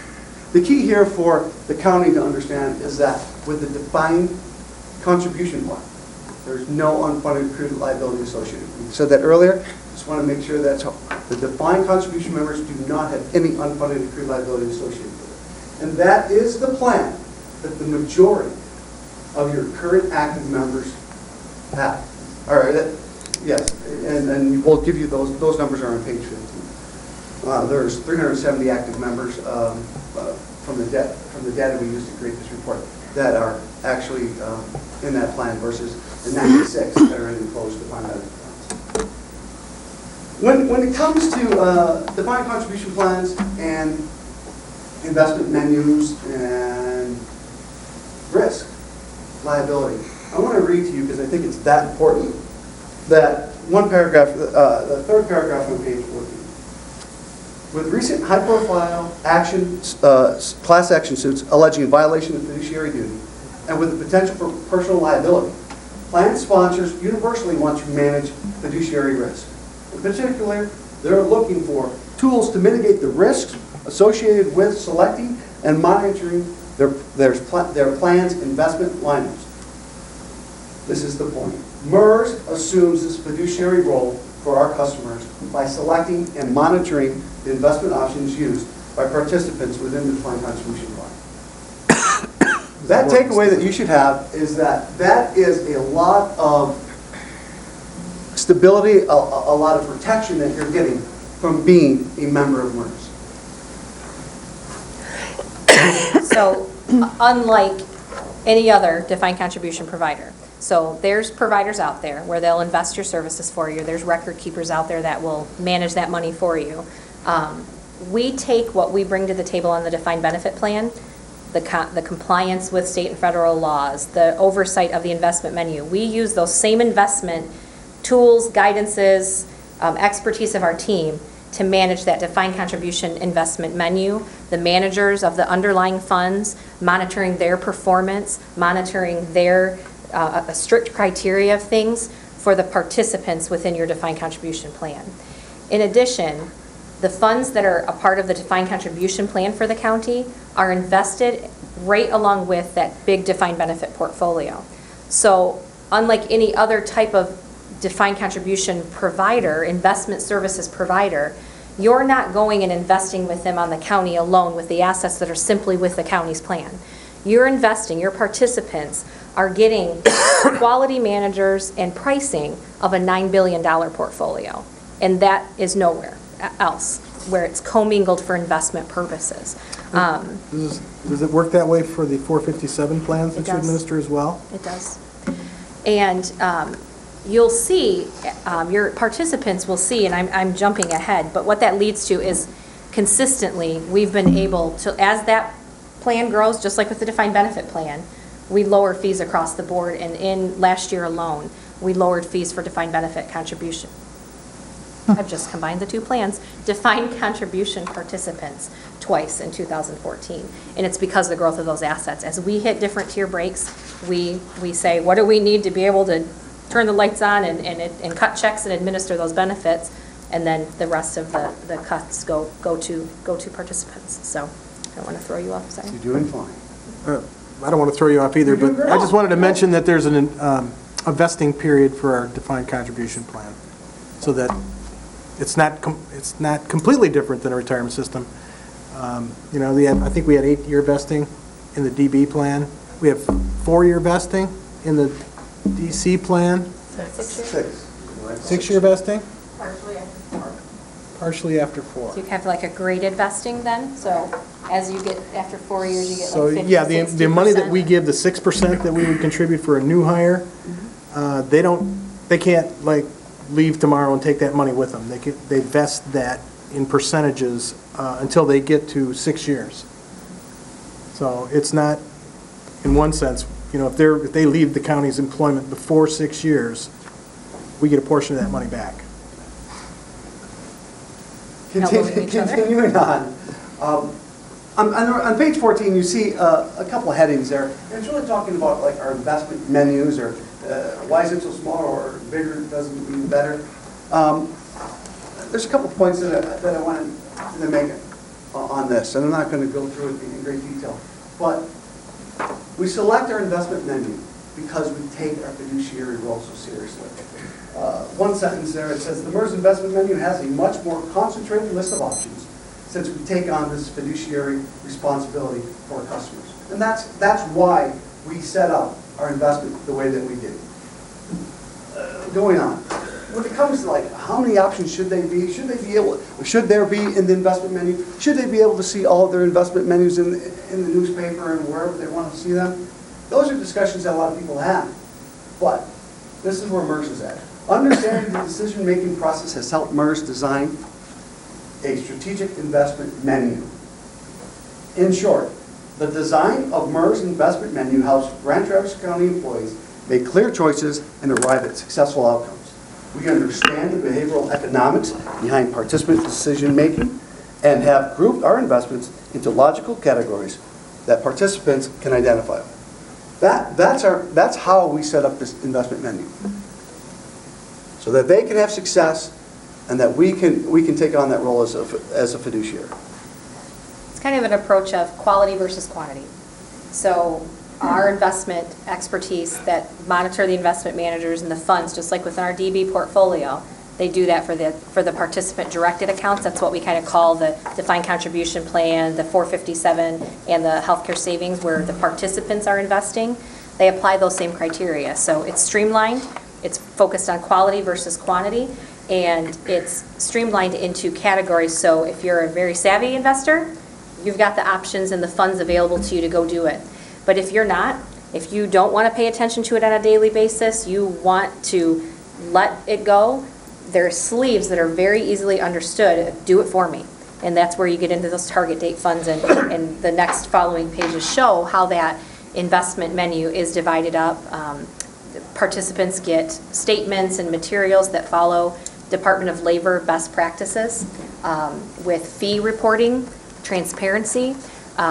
We follow Department of Labor best practices, even though on the public side, it's actually not required. ERISA guidelines and such on the public side, they don't apply to like they do on the private side.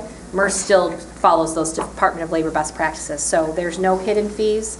Transparency on those statements and such are there, and it's really designed so that the spectrum of investor types out there, really, really savvy to not wanting to really touch it very much. It's designed to have the choices for all of them. Yeah. Okay. Commissioner. Are you telling me that employees that have a defined contribution pension have some type of choice regarding the risk of their money? Absolutely. Okay. Yeah. The sleeves, again, a lot of research. Tony quoted the piece of the presentation that talks about behavioral economics. So there are research papers out there everywhere as to how people make choices, and does bigger really truly mean better, and how will they make those selections. And so a lot of work and research done to really handle those sleeves. The do it for me is, again, like I said, somebody who wants to just go into a target date fund. I'm going to retire in 2030. You do your risk modeling for me, target date fund. I'm not going to touch it, and it's going to slide as I get closer to retirement. It's going to become more conservative, and it's going to reallocate itself automatically to, you know what, I'm not like a graduate of investment school, but I want to have a little bit of choice to choose what bond I want to invest in and which stock index I want to go to. That's the help me do it. And then the third sleeve is, I'm going to do it myself. I want to go, I want to pick what funds I want. I'm extremely savvy, I know what I'm doing, I work with somebody, and they go and they choose those funds. So no matter your investor type, no matter what risk you want, you choose what fund options you want to have available in your plan. These retirement strategy funds are actually pretty neat, because they do, if you don't want to do all the research, it's a lot easier because they do adjust the risk as you get closer to retirement age. The reason I ask is I have a defined contribution as well as a defined benefit pension through my private employer and through Fidelity. And they do have professional money managers, and obviously someone who's 20 years old wants probably a higher risk than someone who is 55. Absolutely. And that's why I asked the question. Yep. And that, to the retirement strategies conversation, that's how those are designed. Somebody who's, 2000, you're 20 years old, so you're further out from a retirement date, you're going to be in more stocks. You're going to be more aggressively invested, and over time, those automatically rebalance themselves for you. But again, all the way from the hands-off, do it for me, to the I want to manage it, I monitor my accounts on a daily basis kind of approach. So that really is, that's our goal. That's our objective, is to provide value to whatever the spectrum of investor type you are. Continuing on page 15, we said this earlier, but all the investments that the defined contribution members can get into, as we said, that investment oversight that comes from our board, the key here is that there's an experienced team overseeing the investments, choices for our MERS participants. We have those numbers that were read by Commissioner Krupa earlier with the defined contribution. That's how many are participating. You do have a two-tiered plan, and I'm not sure if all of you know that before January 2014, your defined contribution members are getting the 6%, and if they chose to put in 3%, the county matched up to 9%. All employees since January 2014 are getting 3%, and if they chose to put in 3%, the county matches that additional 3%. So you have a two-tiered system. And so I think as Mr. Bennett was saying earlier, you had one rate and you tried to right-size it down just a couple of years, or just a year ago. For those new hires that are coming into the plan, you know, if they don't know what they want to pick, they're going to go into what we call a default fund. And the default fund is our target date funds, our retirement strategy funds.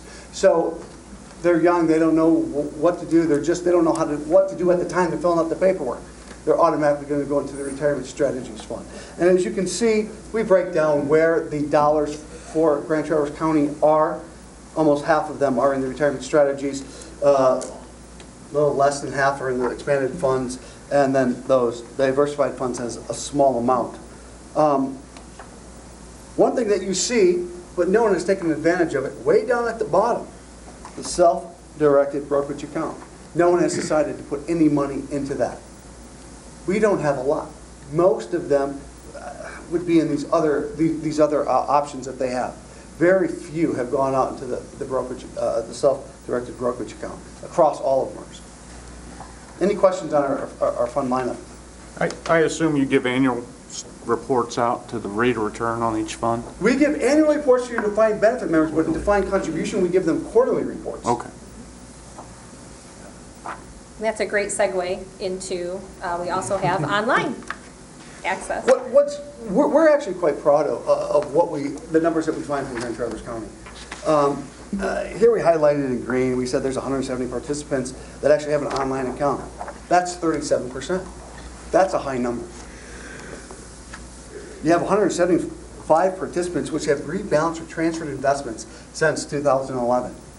If you look at that paragraph below that, we state that the national average is less than 10%. Your defined contribution members are involved in their retirement fund. Trying to keep them educated. I don't think any of us question the success of our defined contribution program. The problem has to do with our defined benefit program. And, you know, the fact that, you know, we still only have currently only have 96 employees that still have that program in place means that this is a stone that got hung around our neck a long time ago. You know, and what we're trying to do is how to figure out how to get through it. It's those transition costs associated with moving to a defined benefit plan. And, you know, even the state of Michigan has had to deal with it. They moved new hires to defined contribution back in the 90s as well. And they continue, you know, there's no right or wrong answer as to how you fund the plan. There's no magical board, the GASB or anybody that tells you, you know, how to fund them. It says, you know, MERS, the way they're doing it is exactly right with the acceleration of the funding and such. But the fact of the matter is there's a transition cost to going to defined contribution, and that's where the county is today. That's where the state of Michigan is at today, you know, as they continue to have these legacy costs and these transition costs towards those old defined benefit plans. So across the state. And since you said that, and you're still wanting to work on that defined benefit plan, and as Commissioner Krupa said, you know, maybe learning what we did back then. One thing that I don't know if all of you know, that I am local. I'm within 20 miles from here, and I am able to work with your administration and you to help you understand anything that has happened in the past. I toss around, does understanding what happened in the past help you move forward? Going through that process, is it necessary? Is it needed? Is it useful? You'll have to tell me. I know all of your history. I've studied it quite thoroughly. That's what I'm here to do, and I'm here to work with you. As Chris says, we will work with you. You bring your concerns and your thoughts to me. I bring them back to Aaron and to our other staff in Lansing, and we discuss it. And that's what we're here to do. When we say we want to partner with you, I don't know if we can say it loud enough. We really do. That is what we're here to do. And I take that, in my position, extremely seriously, because I am the one that's closest to you. I bring everything that you say back to MERS. And so I want to be your advocate, your voice. I want to be the liaison between us and the office, and I'm here. I mean, I drive by this building more than half the days out of the year, so I can meet with you, and I have met with your staff. And so we are here to continue to partner and help understand what's going on in the defined benefit plan, how to move forward with that plan, But I think it's real important to understand how successful your defined contribution plan is. And as Chris said, he doesn't take sides, nor does anyone at MERS. All of our plans are really good. It's how you manage them and what you're trying to get out of them. Just a few more things. If you guys had the time, we'd like to finish out the book, but if we are running out of time, we can end it. Let's try to wrap it up in about the next 10, 15 Bring it minutes home. if we can. We can do this, and I can talk real fast if you want me to. The rest of page 18 is going to tell you that what we said earlier, we're really about reducing costs, not just for our employers, but also for our employees. Here in the middle paragraph, we tell you that we reduced the record-keeping and custodial cost by 5 basis points. We lowered our investment fees by 5 basis points. What that really worked out, if we would take the weighted average of our lineup on December 31st, 2013, that was about 60 basis points. If we take the weighted average of that lineup as of September 30th, it was 54 basis points. We lowered it by 6 basis points in just 9 months. That means we're saving your members that much more money. That big box in the bottom is self-explanatory. Lesser fees, more money. And that's what we're trying to do for our members. Now, the education and resources. This is what we bring in both of our plans, defined benefit or defined contribution. As you were asking about statements, it says right here in the third paragraph on page 20 that we send out 478 active and terminated defined contribution participants their quarterly statements. Above that, we tell you that we send out 96 statements to your current active members.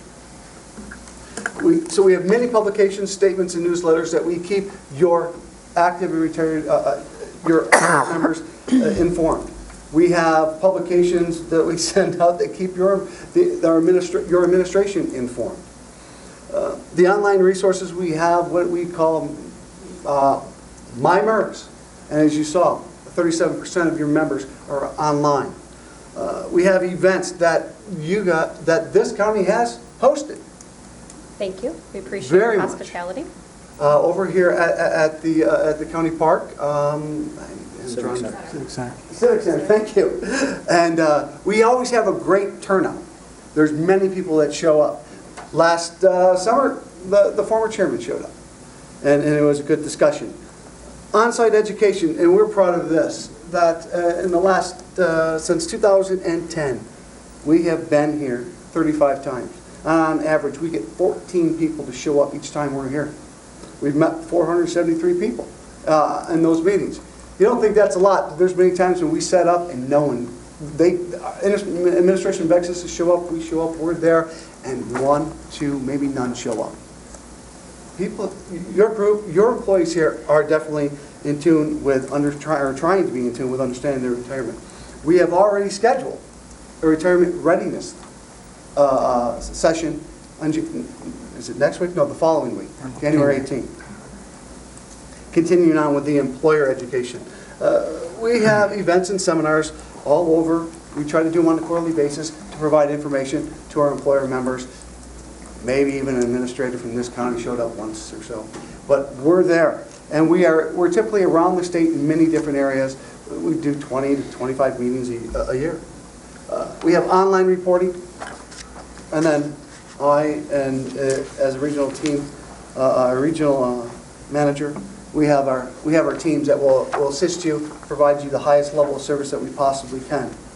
The last page I'm not going to go into, but as you saw, Chris was really excited about it, and this is our initiative of getting on to retirement readiness, and there'll be much more information coming soon about what that initiative is. Maybe wrap up. Any final questions before we call them in? Well, go ahead, Chris.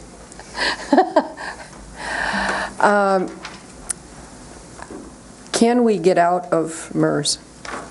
Can we, if we so choose, can we go to Fidelity? Can we go to Prudential? Can we go to another money manager? I would like us to find a way in which we can keep you and find out why you to really tell us what we're not doing and give us an opportunity to fulfill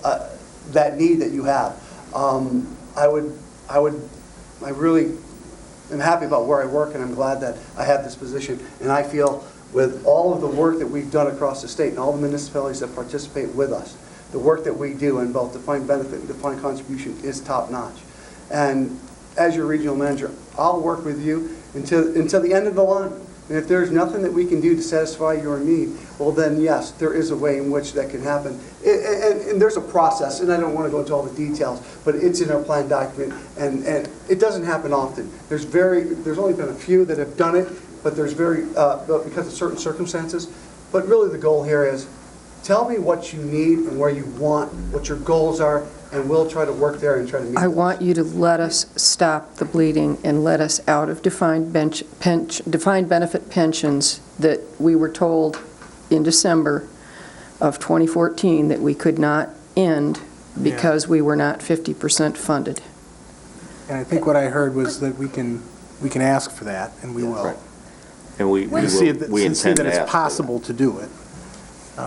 But, I guess That's just, I'm just one of seven, but that's I'm, just coming from me. Sure. sounds like a pretty daunting task to me to bid out the administration of your retirement system. I imagine Prudential or Morgan Stanley or one of those companies would be happy to bid on it.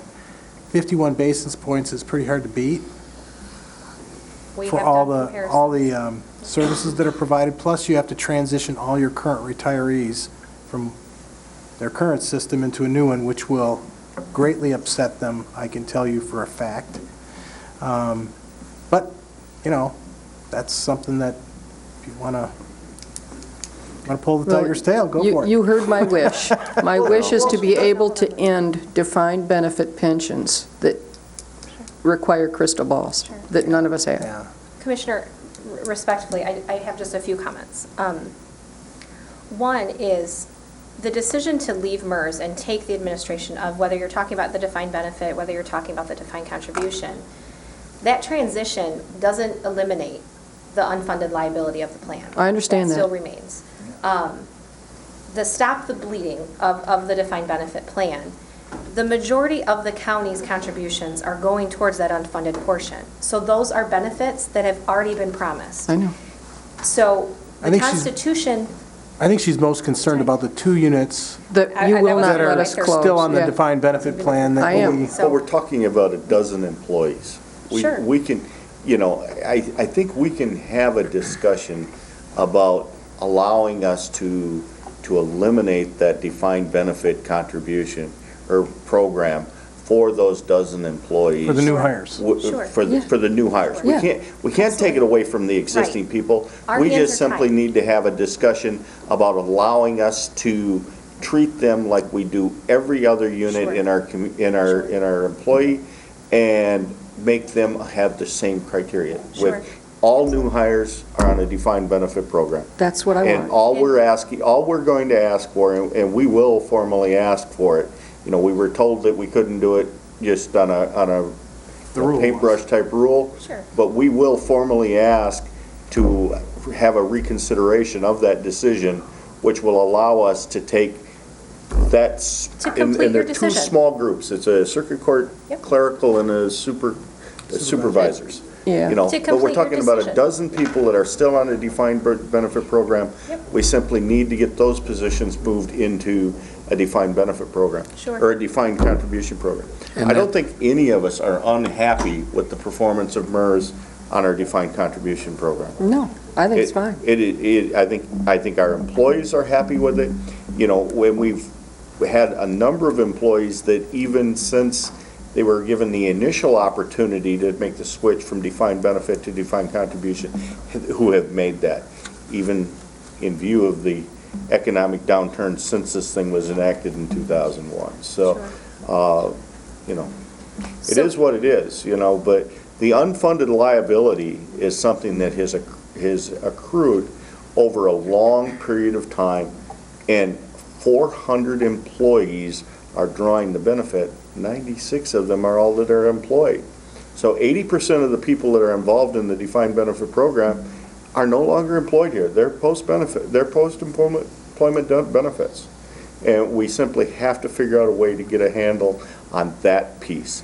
you know, as far as the fact that we weren't allowed to switch the 2 units from circuit court over to a defined contribution thing, I think we can work with MERS and get that taken care of. I think that's a simple thing. We just simply have to I ask agree the with you. question. And it's a small portion, as you mentioned. It's a dozen employees, so it's a very small portion of liability associated. But Commissioner Max Bowers, it completes your picture. You made a strategic decision back in the late 90s to have new hires going into a defined contribution style plan, and we understand those 2 remaining divisions. Closing them completes the picture of your direction, of your objective of a retirement plan for your employees. So please do request that. Our board is, again, they're your peers. Our board is your peers. They hear you and they understand. Chris explained where the 50% came from, and he explained our board's appetite and availability to ask for exceptions. So from just a few comments from what to expect of MERS this year in a minute or less. Unfunded accrued liabilities with these defined benefit plans continues to be an extremely hot topic that we've been talking about. We really increased our outreach and our education on this topic, on understanding defined benefit plans, the mechanics of them, and how these unfunded liabilities occur, how they grow, how to manage them, how to lower them, both on the retirement side, the pension side, but on the OPEB side.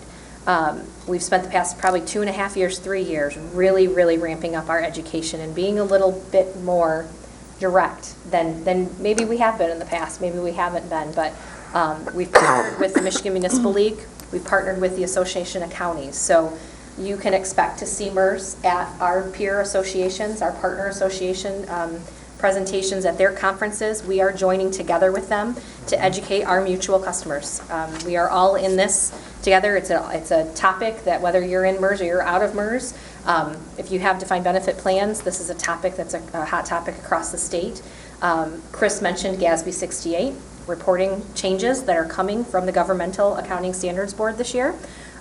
MERS has you taken care of regarding what you need for your reporting. We will automatically provide that. So this year's annual evaluation that you get from 12/31/14 will have what you need for your GASB reporting requirements. We have partnered with Plant Moran. We have done outreach with other auditors so that the auditor community is familiar with what MERS has done.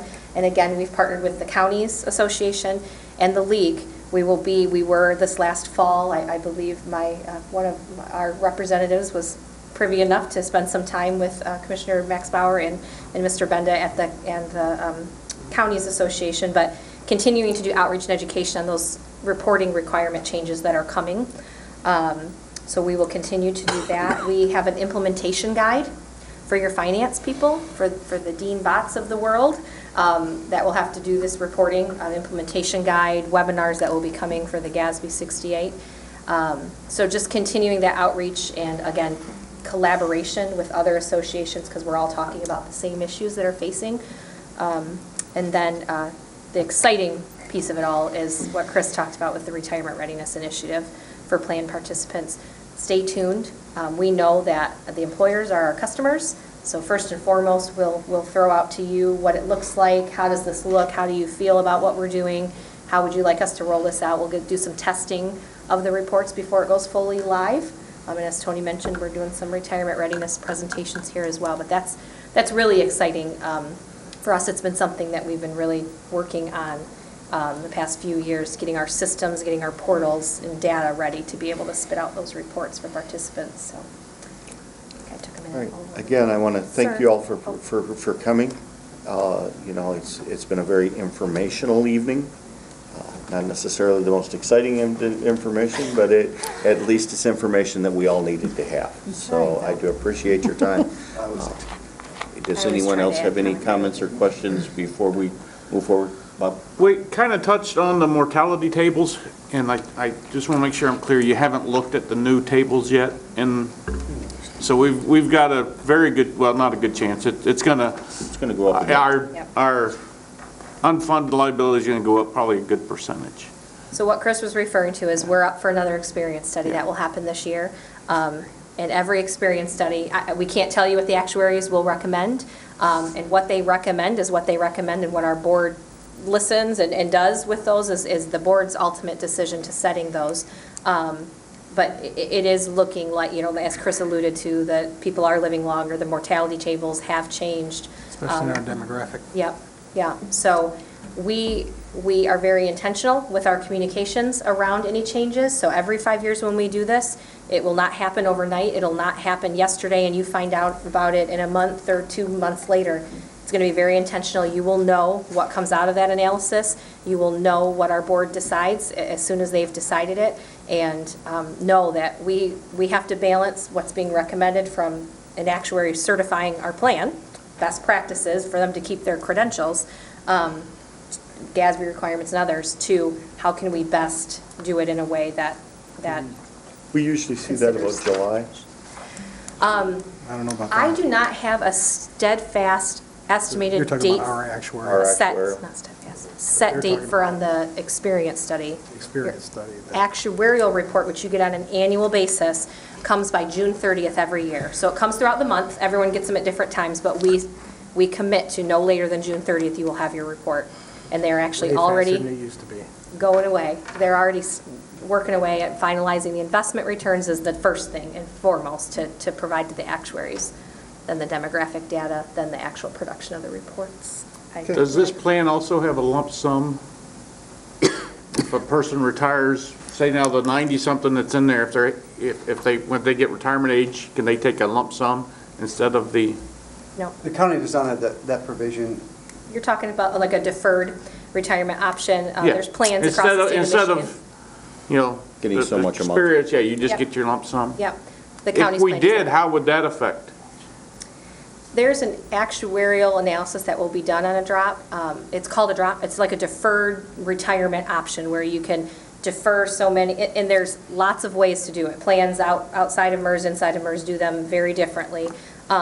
Some have come back, and the way that they've done it, it's cost neutral. Some, it's not. There's a liability risk to the employer cost for allowing that. It just depends on what type of arrangement you were looking to offer.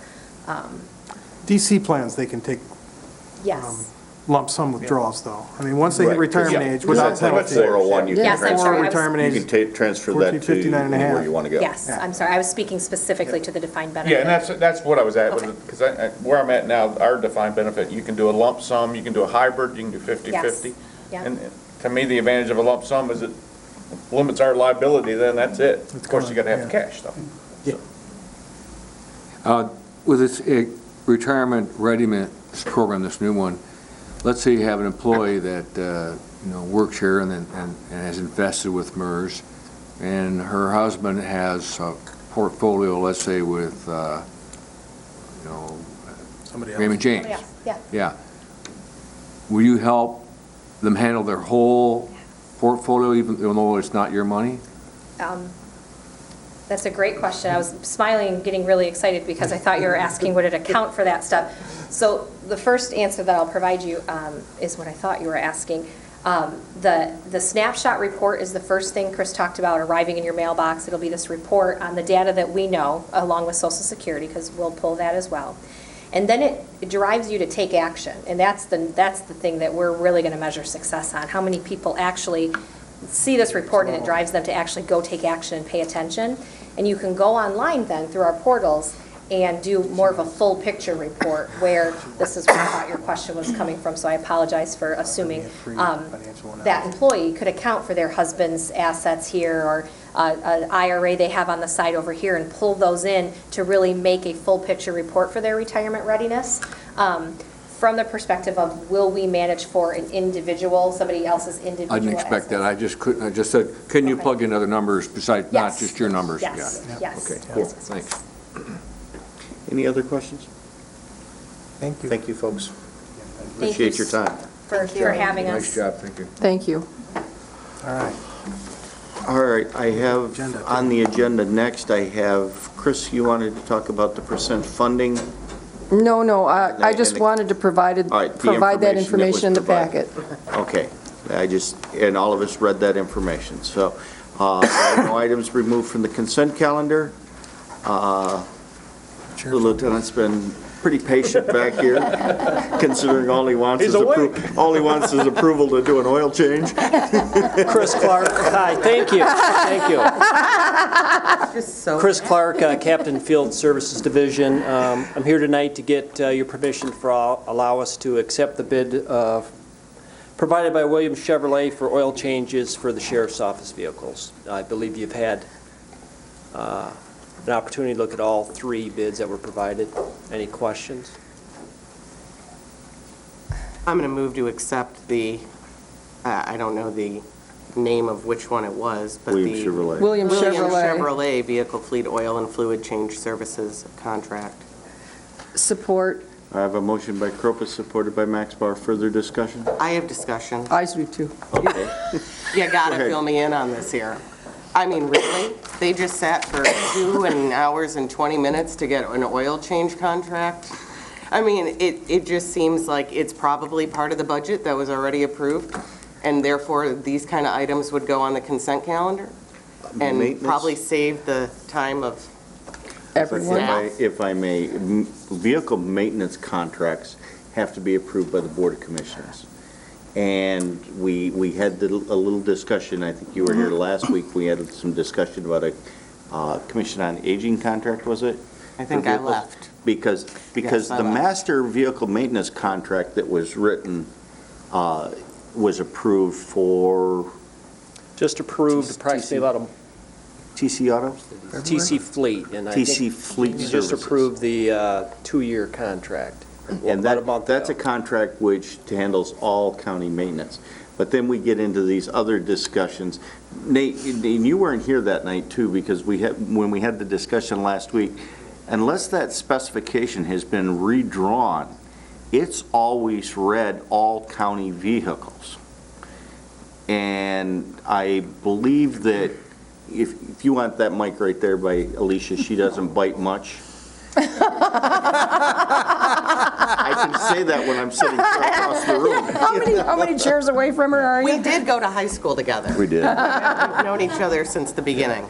But I believe that the vehicle maintenance contract was always drawn before that said all county vehicles, even though it was administered by the Sheriff's Department. That is correct. Mr. Bott and I have historically taken turns putting that out for bid, and we do advertise for all vehicles and request a second bid for Sheriff's Office vehicles as well, to split them. And all vehicles do not go to Traverse City Fleet Repair for the county. Right, obviously, apparently, even though that the original draft bid that was sent out says that all county vehicles will go to the one place. That is correct. We do offer a separate bid request for independent providers. Okay. All right. Alicia, I'll you just have tell you questions? where I was going, and it wasn't even the specific thing, but I've sat through a lot of these meetings, and I've watched this happen a lot, and I guess I would just ask maybe that together the chairs of the different committees or our chairwoman could maybe make a expedited effort to either move our staff to the beginning of the agenda or really utilize the consent calendar for items that maybe have already been approved in a budget. I just think it's courtesy.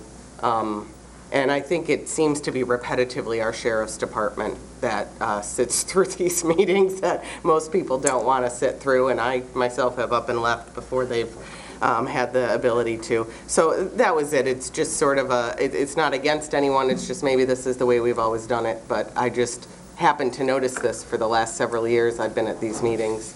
Not that we don't love having you, Nate. Thank you. And Chris. Chris? I would like to echo Commissioner Kropa. We do have to approve these, but we can approve them on the consent calendar. I don't disagree. Oh, good. It wasn't asked to be on the consent calendar, it was asked to be an agenda item. So. What, though, is if you see an item on the consent calendar, wouldn't then the sheriff's department send someone anyways on the off shot that it was pulled?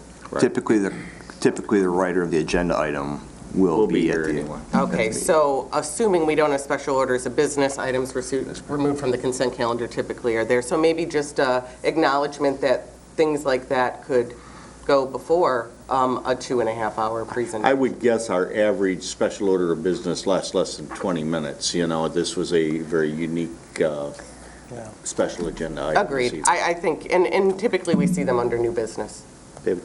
There's a third option, is not put it on the agenda at all, and create a, make sure that your purchasing policy or whatever policy might be affecting an item like this is written in such a way that it prevents any self-interest or any other, political consideration being trumping, selecting the correct, vendor for this, and, creating a process where it's more than one person makes the decision, and consciously looking at each one of these agenda items and going, do we really need to approve this, or do we need to put something in place that says, just want to make sure the rules are followed, and then write the rules that way. And then you don't have to meet to talk about it, and you can actually cut down the number of meetings you have. I see poor Wendy over there all the time too, and Jamel and Jen. I mean, it would be, Yeah. maybe just come up with an idea that's a little more efficient or a little more strategic, I guess, to help the staff not have to sit through quite so many board meetings. Staff's all for it, I think. All right, is there further discussion? I have a motion on the floor to approve a He's trying to ignore service me. contract with, do you want more? I do. Okay, go ahead. I appreciate Administrator Benda's comment, but we've had rules that in the past that have just been flat ignored. And but I see no reason why something like this and the next item cannot go on the consent calendar. We will have our documentation in our packet. If anybody has a question, which I don't think on an oil change that we are going to have a whole lot of questions, and I'm sorry you have to stand here while I do this. It may be the last time. But hopefully it'll be the last time. Yeah, really. You can pull it, it's right at the beginning, and then they can just smile and get up and leave after, but it'll be in front of us. I'll shut up now. Motion made and seconded. All those in favor say aye. Aye. Opposed, the same. Motion carried. Thank you. Thank you, Kev. Nate, did you have something else you wanted to add? I know you're here you're going to talk about the burn grant, right?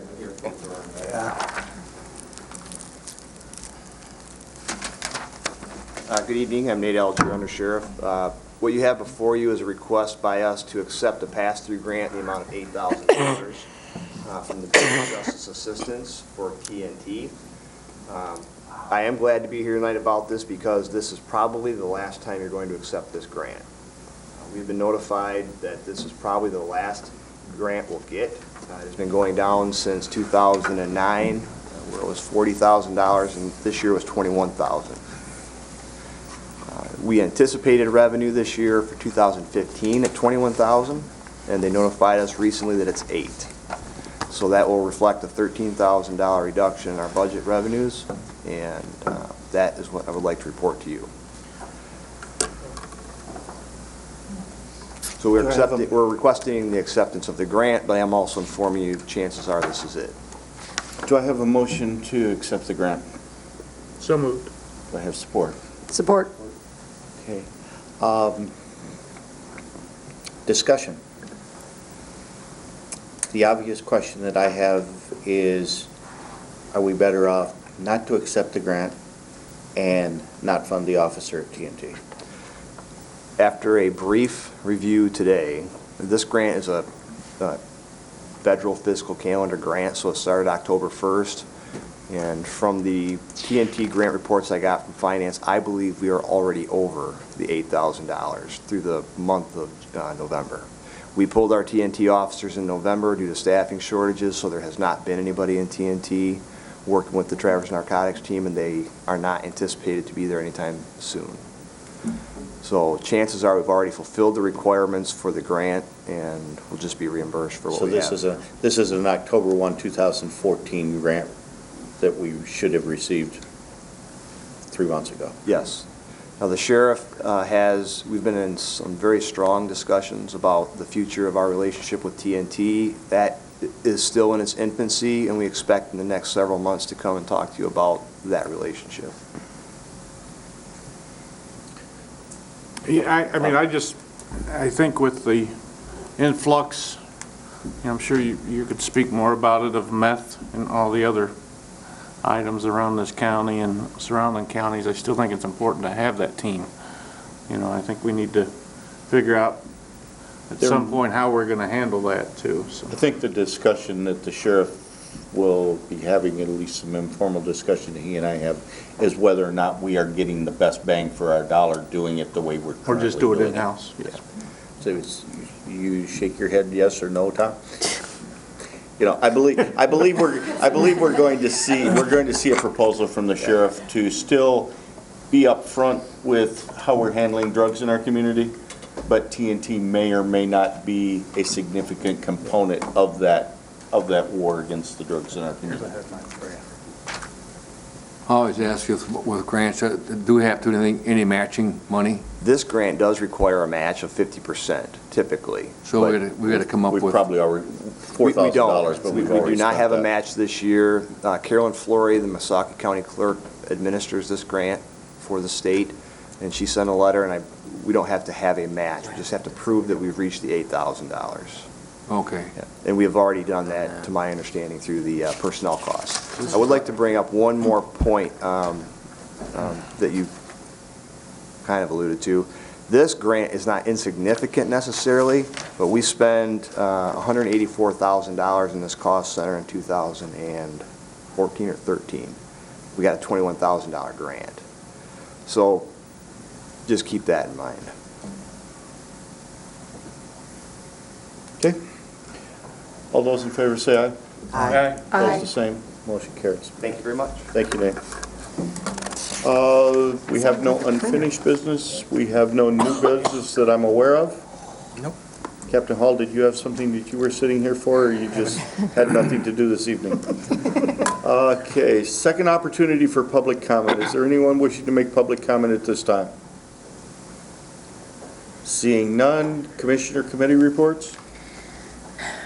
Chris? The Commission on Aging Board met Tuesday morning. I want to let everybody know that we have had a resignation. Former Commissioner, in case you didn't know, former Commissioner Karen Rennie resigned from that board. That leaves us with 11 board members. I don't see that we necessarily need to fill that position. I just want to let everybody know. I think it was our goal in discussions over the last year to shrink some of these boards, and the Commission on Aging was one of those. So unless someone comes to us with a plan to reappoint someone or a need to reappoint someone, no, I don't see any reason that we will do that. We can choose not to fill. We can. Okay. Okay. Any other comments from commissioners? Oh, NACO. Yeah. NACO is on your desk. Yep. The early sign-up deadline is this Friday. I sent out a note to the new commissioners. Quite honestly, my experience, first of all, the cost to send a county commissioner to NACO is approximately $2,500. By the time you have the airfare, the hotel, the meals, the seminars, et cetera, we are already members of NACO, so the presentations that are presented through the conference are available after the conference on video. So if any of us want to review a particular topic, that's available to us. My personal opinion is that Michigan Association of Counties is much, much more important, primarily because we're a home-ruled state. And most of the counties that attend NACO conferences, they're not home-ruled states. Counties have much more authority in other states than they do in the state of Michigan. In Michigan, it's pretty much townships and cities and villages. So I don't plan on going myself. I talked to Dave about it this morning, and I was not encouraging him to attend. But I said in my email that I would defer to new commissioners who have not attended it, but, because it is in our board rules that we can attend if we choose, so. Dave? You know, the sessions at NACO are very well done. I mean, there's no question they're very professionally done, and they're usually on very good topics that, you know, are very interesting. I've always gotten a lot out of the sessions. But these conferences, not just NACO, but MAC as well, the real value is in getting to know other commissioners from other places. For me, it's getting to know my fellow county administrators. I go to a county administrators meeting when I go to NACO. I get to see people from New York and from out west and from down south, and we have idea exchange that lasts all day, and we talk about all kinds of issues and how they deal with them and how we've dealt with them, and it's that's the value of it to me. But as you say, you know, it's an expensive conference, the NACO conference, and it you know, but it's a good experience. Plus, you get to go up to Capitol Hill and see our legislators and talk to them about some of the issues that are facing counties. And they do a pretty good job of briefing you on what all the issues are that are sitting in front of the legislators now, so that you are pretty well prepared when you go up to the Hill. Anyway, that's my 2 cents. I think it's valuable for commissioners to see other commissioners in other places. Okay, anyone else have comment? Well, I emailed back Christine already. We just sat here and listened to an $8,000 grant needed to help fund a narcotics officer to help keep meth off of our streets, and we're talking about $10,000 to send 4 new commissioners on a vacation. I, in good conscience, can't even consider it, which is what I said in the email. It's valuable. I see its value. Wrong time, wrong place. Maybe in the future that's something to consider, but right now it's about as disingenuous as it gets after we sat through a pension obligation debt lecture, and then we're looking at officers trying to find money to fund what they're doing. So I'm absolutely out and wouldn't support that expense. If anyone decides that they do individually wish to attend, contact Chris right away in the administrator's office, and she will help you through the enrollment process. It is budgeted, it is approved in our board rules for commissioners to attend if they choose. Deadline for savings Friday. is Friday. Okay. Notices or announcements? I do have one. Yes, sir. Our sergeant's unit, one of our Act 312 units, of the 3 outstanding that have not been settled yet, ratified our tentative agreement today, and we'll be bringing that to the commissioners for approval next week. Wonderful. So it'll be done, it'll be all wrapped up, there'll be... Well, at least one of the 312 units is now settled, So that, does that or at only least they've ratified their portion. The Board of Commissioners has to approve it yet. Does that only leave us the two other That's correct. 312 units? The deputies, The deputies in command? right. And they're in arbitration? No, they're eligible to They're go eligible. to binding arbitration. When I say 312, that's what I mean, is Act 312 binding arbitration. Okay. We have no purpose for a closed session this evening? Nope. I'd entertain a motion to adjourn. So move. Motion by Lathrop, supported by Johnson. All those in favor say aye. Aye. Good night, folks.